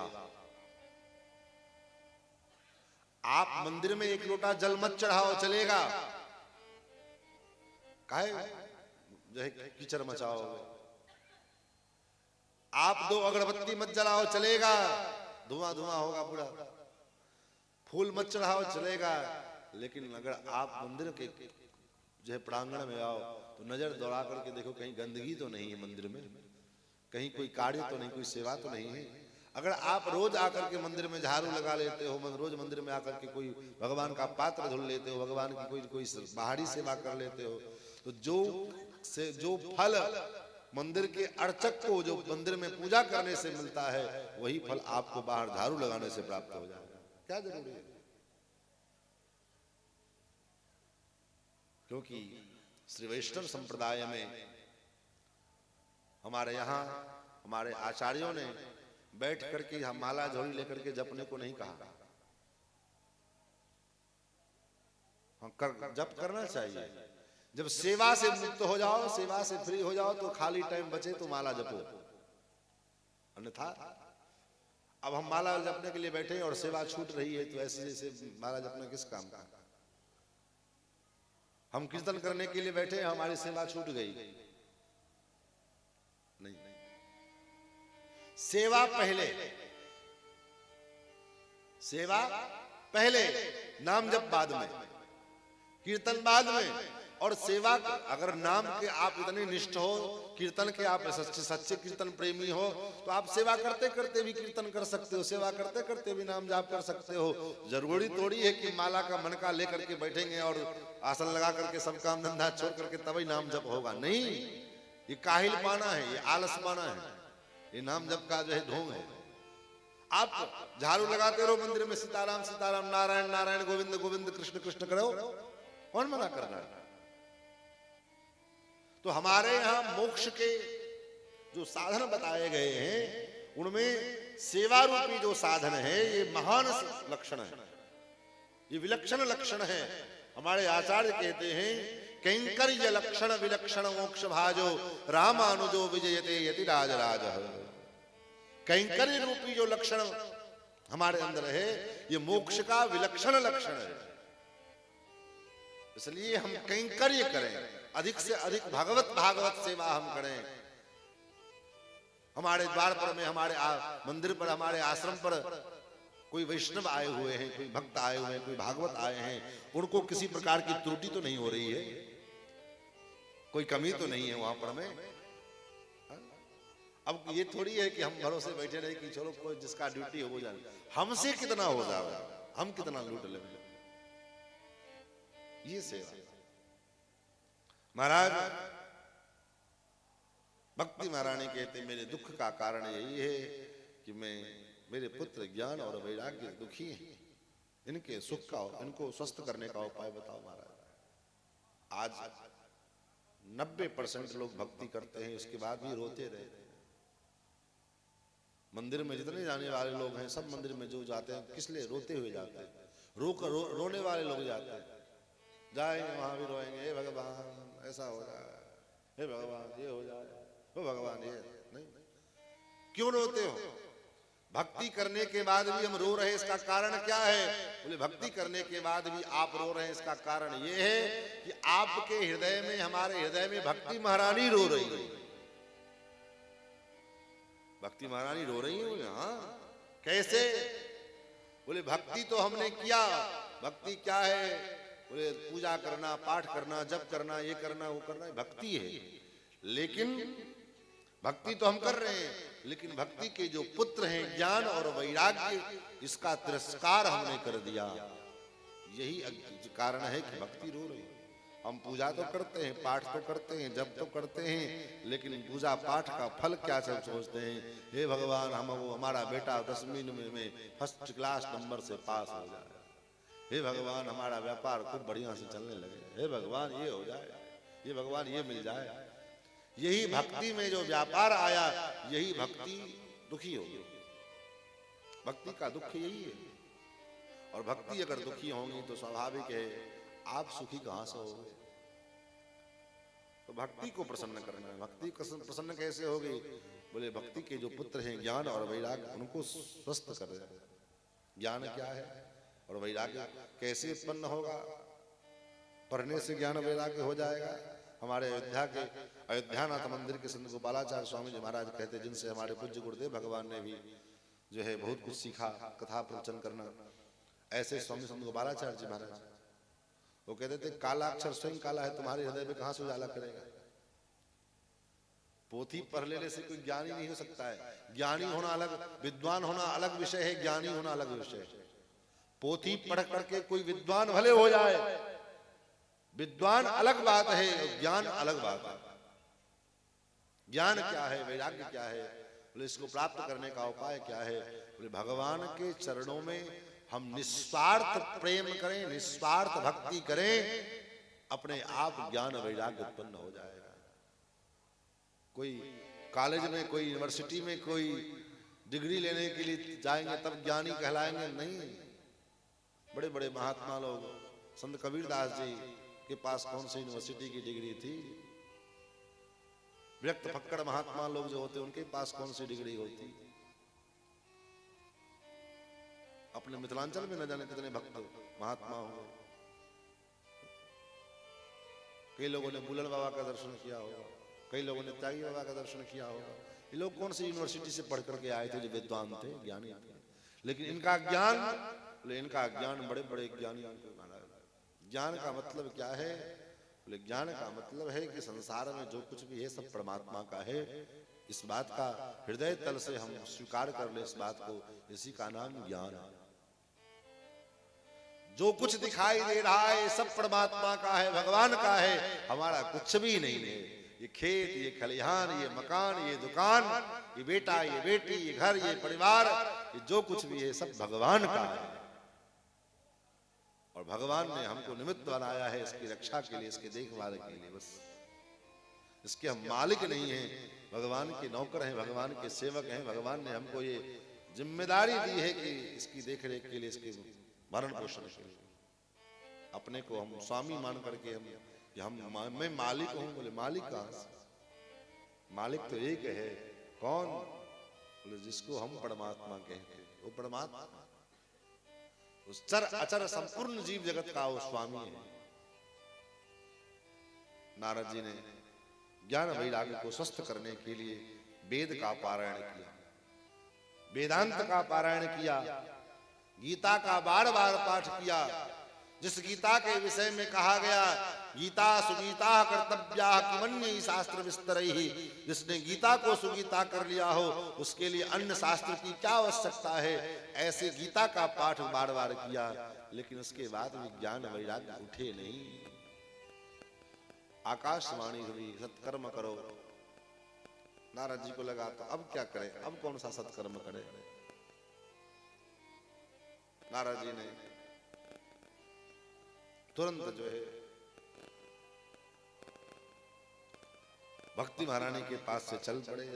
तो नारद भक्ति महारानी पूछा, महाराज कहाँ, आप कहाँ चल रहे, मुझे छोड़ करके? बोले देवी आप चिंता मत करो, आप स्वस्थ हो गए, आप ठीक हो गए, आप क्यों चिंता करते? अरे जिस परमात्मा ने बड़े बड़े दुष्टों का कल्याण किया, आभीर जवन किरात खस सपचाद अध अघरूप जे, ऐसे बड़े बड़े पापियों का भी जिन परमात्मा ने उद्धार किया, सकृष्ण क्वापिनो गता, वो कृष्ण कहीं चले थोड़ी गए। अरे आप तो उनकी प्रियतमा हो, आप तो उनकी प्रिया हो, भगवान आपको कितना चाहते हैं। बोले जो बड़े बड़े लोग बड़े बड़े थाल सजा करके भगवान को बुलाने के लिए, भगवान का स्वागत करने के लिए बैठे रहे, लेकिन भगवान उनके द्वार पर में गए नहीं। और जिसके द्वार पर में आप गए, परमात्मा भागे भागे उनके पीछे, आपके पीछे पीछे पहुंच गए। जैसे दुर्योधन ने भगवान के स्वागत के लिए शीश महल में भगवान का व्यवस्था किया, बड़े बड़े सोने के पड़ात में छप्पन भोग सलीसो व्यंजन भगवान के लिए व्यवस्था किए, भगवान के भोग के लिए। लेकिन भगवान ने उसके निमंत्रण को स्वीकार नहीं किया और साग खाने के लिए, केले का छिलका खाने के लिए विदुर चाचा के घर पहुंच गए। किसके कारण? बोले भक्ति के कारण। इसलिए नारद जी कहते, देवी त्वया हूतस्तु भगवान जाति नीच गृहेष्वपि, आपके आवाहन करने पर, आपके बुलाने पर भगवान नीच से नीच के घर पहुंच जाते हैं। आपके अंदर वो सामर्थ्य है, तो आप क्यों चिंता कर रही हो? वृथा खेद ऐसे वाल अहो चिंता तुला कथम। जिस परमात्मा के स्मरण मात्र से जीव का कष्ट दूर होता है, तो क्या वो परमात्मा आपका कष्ट हरण नहीं करेंगे? भगवान के चिंतन मात्र से जीव का, सामान्य से सामान्य जीव का दुख दूर हो जाता है, तो क्या आपका दुख दूर नहीं होगा? सब दुख दूर हुए जब तेरा नाम लिया। ब्रज के नंद लाला श्री राधा जी के सावरिया, सब दुख दूर हुए जब तेरा नाम लिया। ब्रज के नंद लाला राधा जी के सावरिया, सब दुख दूर हुए जब तेरा नाम लिया। ब्रज के नंद लाला श्री राधा जी के सावरिया, सब दुख दूर हुए जब तेरा नाम लिया। सब दुख दूर हुए जब तेरा नाम लिया।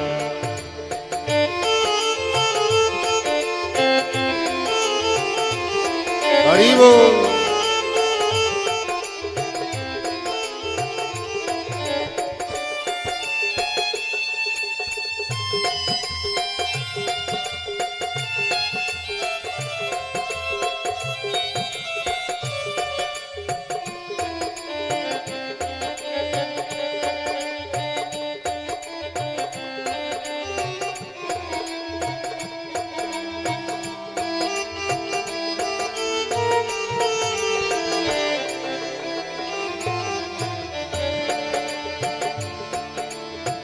मीरा पुकार तुम्हें गिरधर गोपाला,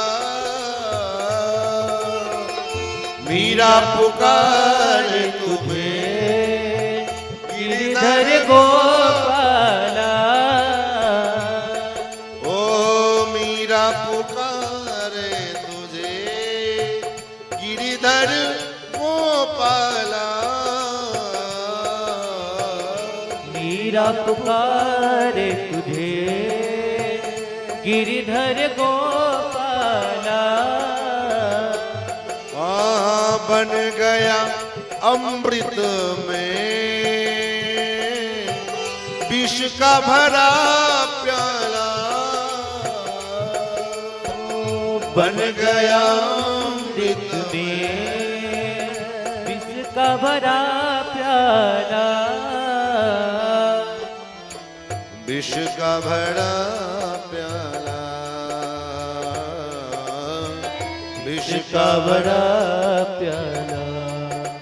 कौन मिटाए उसे जिसे तूने थाम लिया। कौन मिटाए आए उसे जिसे तूने थाम लिया। सब दुख दूर हुए जब तेरा नाम लिया। सब दुख दूर हुए जब तेरा नाम लिया। ब्रज के नंद लाला श्री राधा जी के सावरिया, ब्रज के नंद लाला श्री राधा जी के सावरिया, सब दुख दूर हुए जब तेरा नाम लिया। सब दुख दूर हुए जब तेरा नाम लिया। श्री राधे।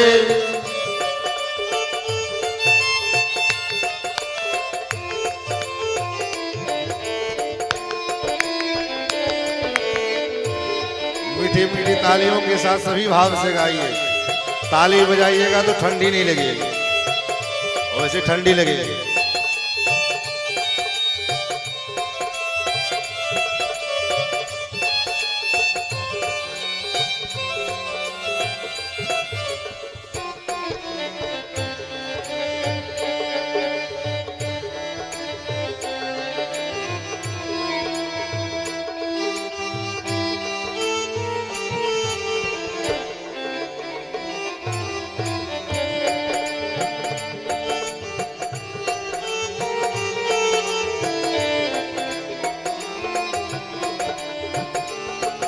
मन में श्याम बसे, मन में गिरधारी। ओ मन में श्याम बसे, मन में गिरधारी। धुन बिसराही गई, मुरली की धुन प्यारी। धुन बिसराए गए, मुरली की धुन प्यारी। मुरली की धुन प्यारी, मुरली की धुन प्यारी। मेरे मन मंदिर में रास रचाओ रसिया। मेरे मन मंदिर में रास रचाओ रसिया। सब दुख दूर हुए जब तेरा नाम लिया। सब दुख दूर हुए जब तेरा नाम लिया। ब्रज के नंद लाला श्री राधा जू के सांवरिया। सब दुख दूर हुए जब तेरा नाम लिया।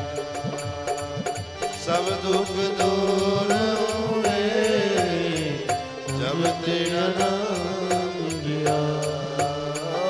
सब दुख दूर हुए जब तेरा नाम लिया। सब दुख दूर हुए जब तेरा नाम लिया। तो भगवान के स्मरण मात्र से, यस्य स्मरण मात्रेण जन्म संसार बंधनात् विमुच्यते। पितामह भीष्म कहते हैं जिनके स्मरण मात्र से।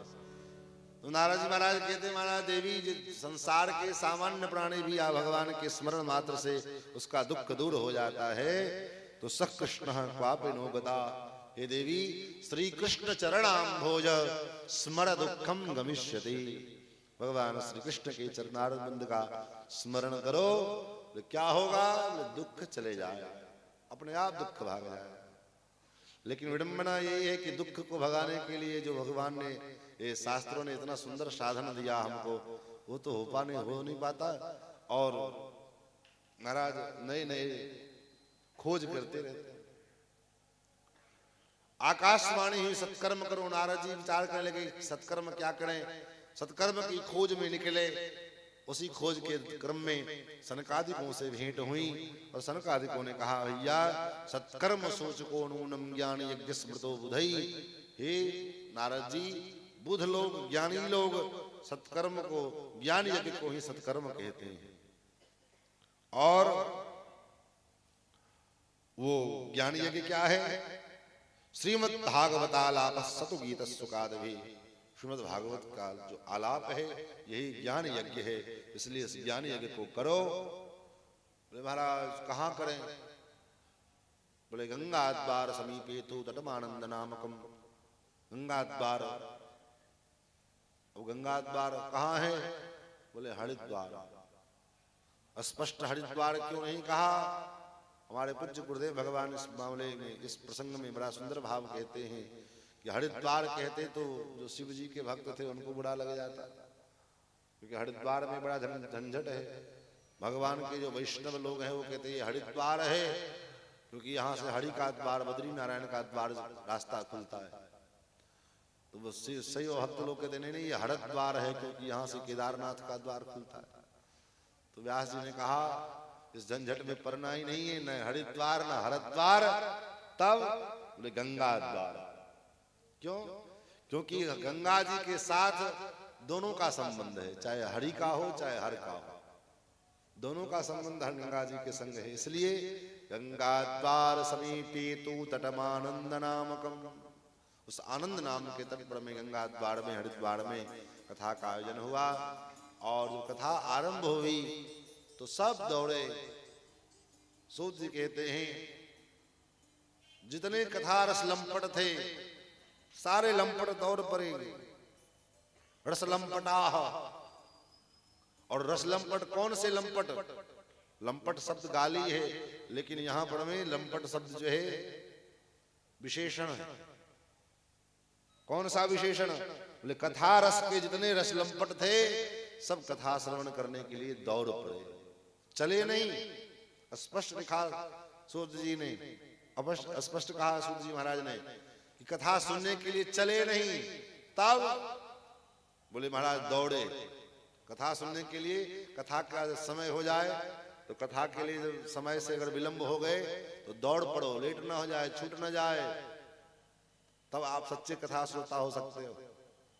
और सोचे चलो अभी तो पूजन शुरू हुआ है, अब आरती होगी, तब मंगलाचरण होगा, तब कीर्तन होगा, तब जो है कीर्तन जब शुरू होगा तब घर से चलेंगे, क्योंकि जो है बैठने में सुविधा होगी। नहीं, कथा का नियम है, मर्यादा है कि कथा वक्ता पहले बैठे, उससे पहले श्रोता को बैठ जाना चाहिए और फिर बीच में उठना भी नहीं।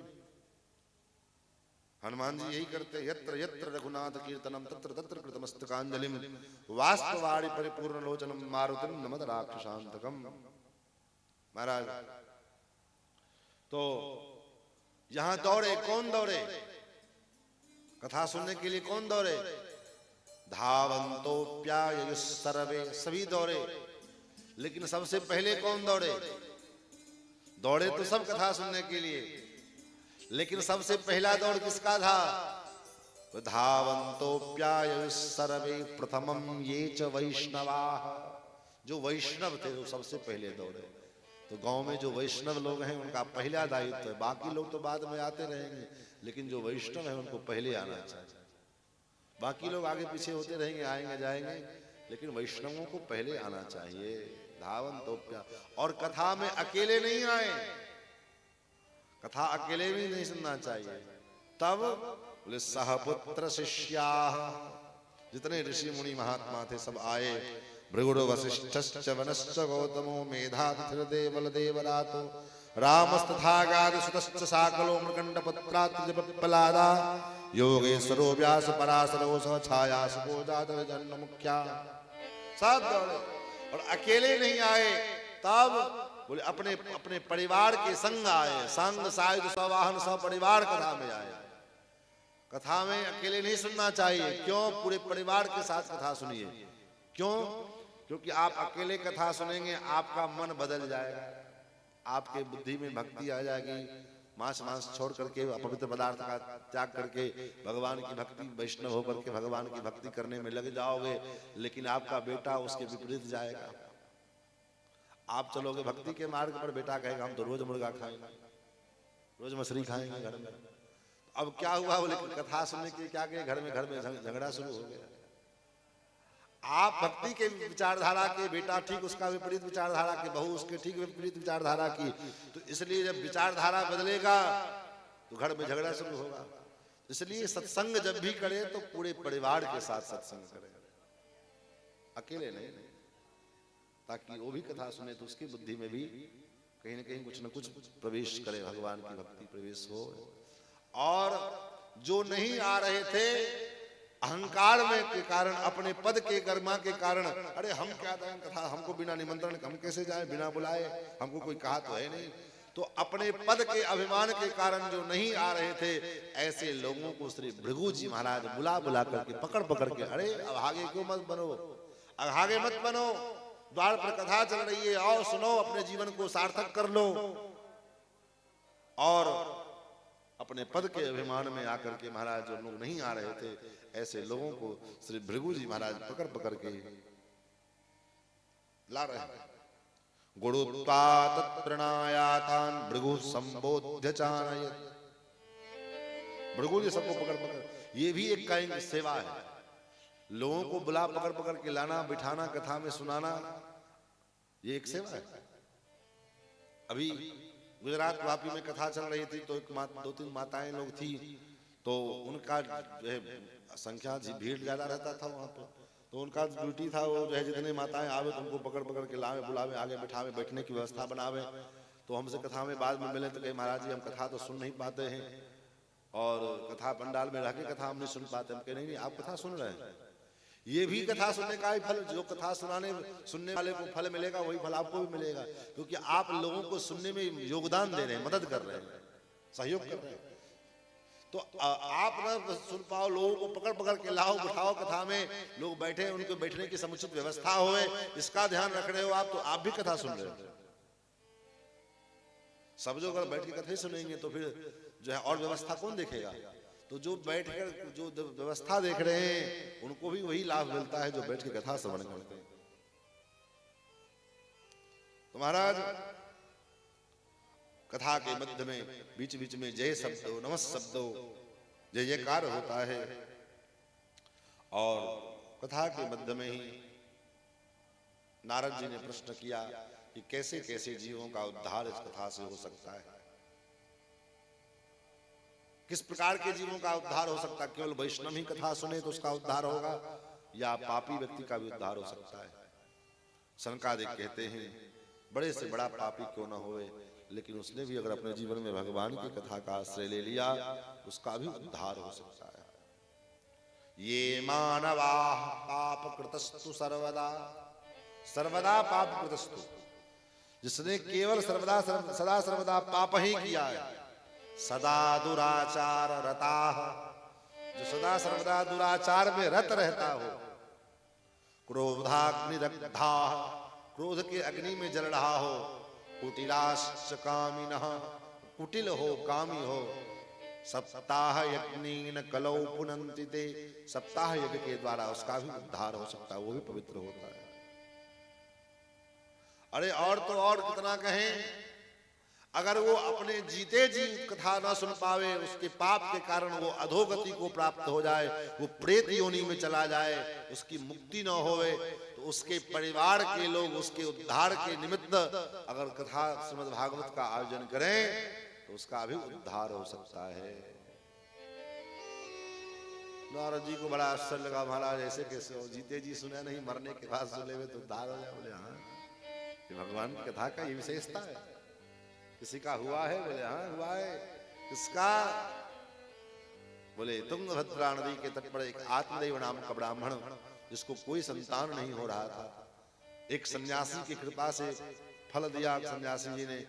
तो हालांकि चूंकि पहले ही कह चुके थे कि तुमको पुत्र नहीं होगा, लेकिन जबरदस्ती इसने रोया गया तो महात्मा जी ने फल दे दिया।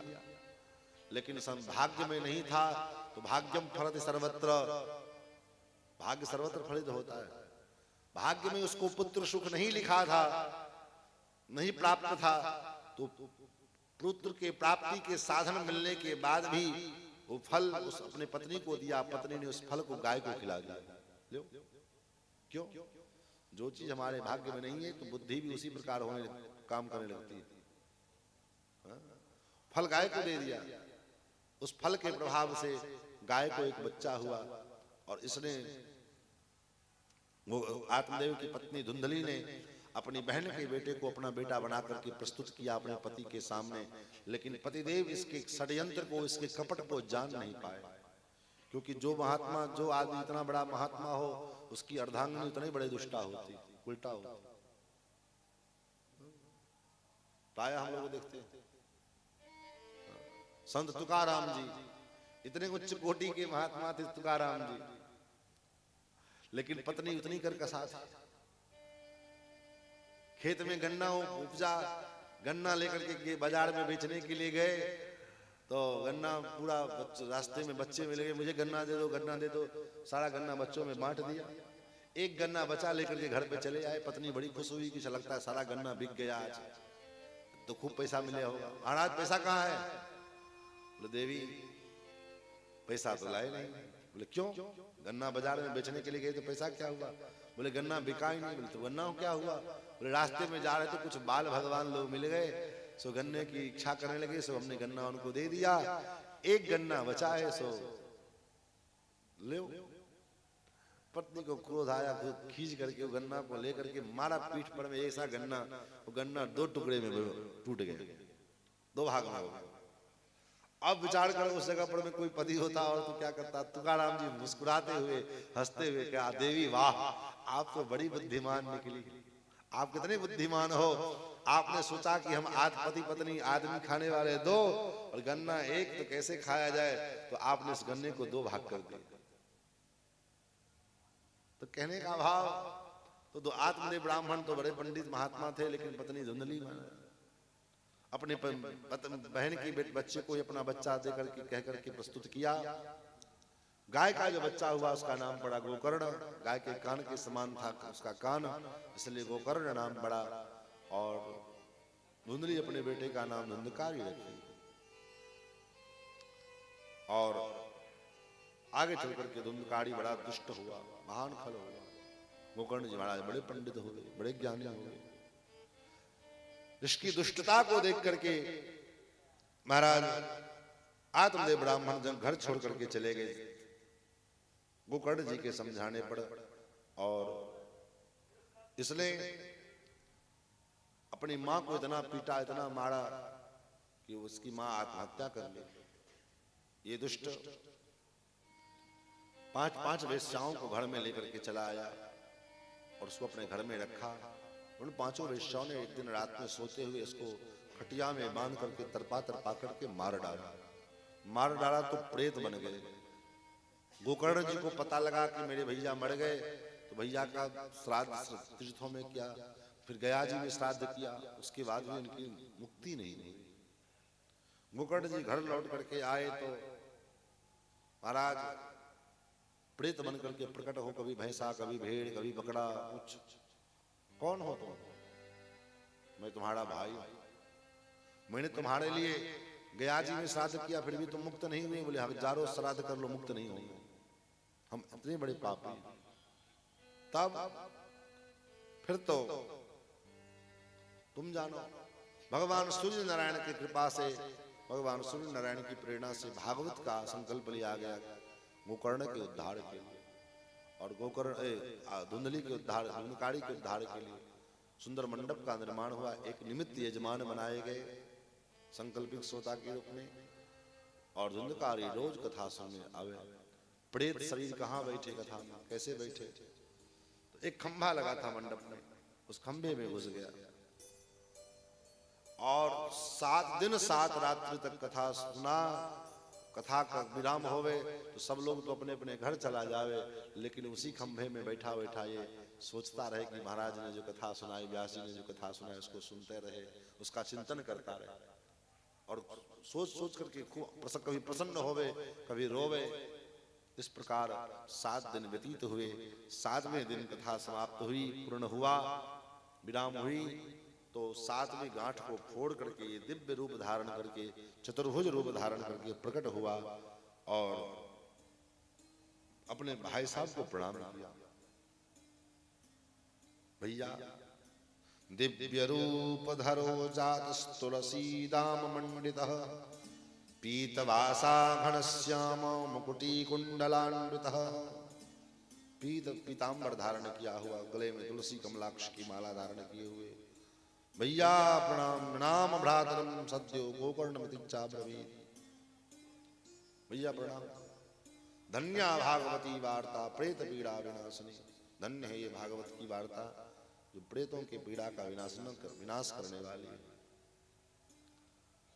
तो कहने का भाव, ऐसी ये कथा जो महाराज प्रेत को भी मुक्त दिला सकते हैं, तो हम आप तो जीवित हैं महाराज। मरा हुआ व्यक्ति भी इस भागवत को सुन के मुक्त हो सकता है, तो हम और आप तो जीवित हैं। ऐसी ये कथा फिर 6वें अध्याय में कथा के महात्म विधि का वर्णन करके सुनाया कि कैसे कथा भागवत सुननी चाहिए। और उसके बाद कथा के अंत में ऐसा कीर्तन किया शंकादिकों ने, उस कीर्तन में भगवान स्वयं पधारे, और अकेले नहीं पधारे, अपने परिकरों के संग पधारे। प्रहलाद तालधारी तरल गतितया चौद्धव कांसधारी, वीणाधारी सुरर्षिस्वर कुशलतया राग करता अर्जुनो भूत, इंद्रोवादिन मृदंगम जय जय सुपर आकीर्तने ते कुमारा। यत्र आग्रे भाव वक्ता सरस रचनया व्यासपुत्रो बभूव। प्रहलाद जी ताल बजा रहे हैं, करताल, इंद्र मृदंग बजा रहे हैं, उद्धव जी कांसा बजा रहे हैं, देवर्षि नारद जी वीणा बजा रहे हैं। सब ने बड़ा सुंदर कीर्तन किया। उस कीर्तन में भगवान प्रकट हुए। भगवान जब प्रकट हुए तो भगवान से पूछा, भगवान ने पूछा क्या चाहते हो वरदान, कुछ मांगो। भक्तों ने कहा प्रभु यही वरदान दे दो, हरि प्रसन्नोपि वचो ब्रवीत। क्या वरदान? जहां भक्त लोग आपका भाव से कीर्तन करें वहां आप जरूर पधारो, यही वरदान दिया। तो आइए हम लोग भी आज कीर्तन करके आज के सत्र को विराम दें। आज चूंकि प्रथम दिवस था, कथा थोड़ी विलंब से शुरू हुई, लेकिन कल से ठीक 5 बजे से, हाँ ठीक 5 बजे से कथा आरंभ हो जाएगी। ठंडी की थोड़ा रात को पड़ती है, तो आप लोग आइए तो मस्ट वेलकम, ना आइए तो भीड़ कम। हमारे श्रोता हमारे वेंकटेश भगवान और हमारे ठाकुर जी विराजमान हैं ही, तो आप आएंगे तो आपको लाभ मिलेगा, नहीं आएंगे तो आपकी मर्जी। लेकिन कथा ठीक हमारी 5 बजे से कल से शुरू होगी और ठाकुर जी जब तक सुनना चाहेंगे तब तक सुनेंगे। जो है विराम का समय निर्धारित नहीं करेंगे, भगवान को जब तक सुनना होगा तब तक सुनेंगे। लेकिन आरंभ का समय ठीक 5 बजे, तो कल से आप ठीक 5 बजे यहाँ पधार जाएं। आइए आज के सत्र को यहीं पर विराम देते हैं। 2 बार भगवान नाम संकीर्तन, फिर आरती। श्रीमन नारायण नारायण नारायण, श्रीमन नारायण नारायण नारायण, श्रीमन नारायण नारायण,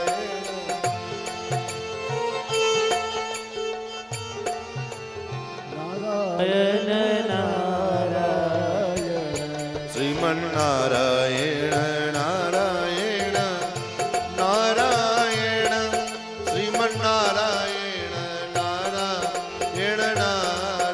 नारायण, श्रीमन नारायण नारायण नारायण,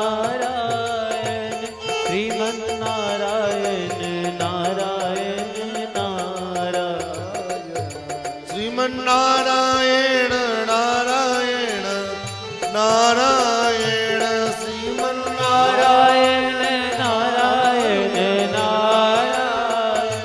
श्रीमन नारायण नारायण नारायण,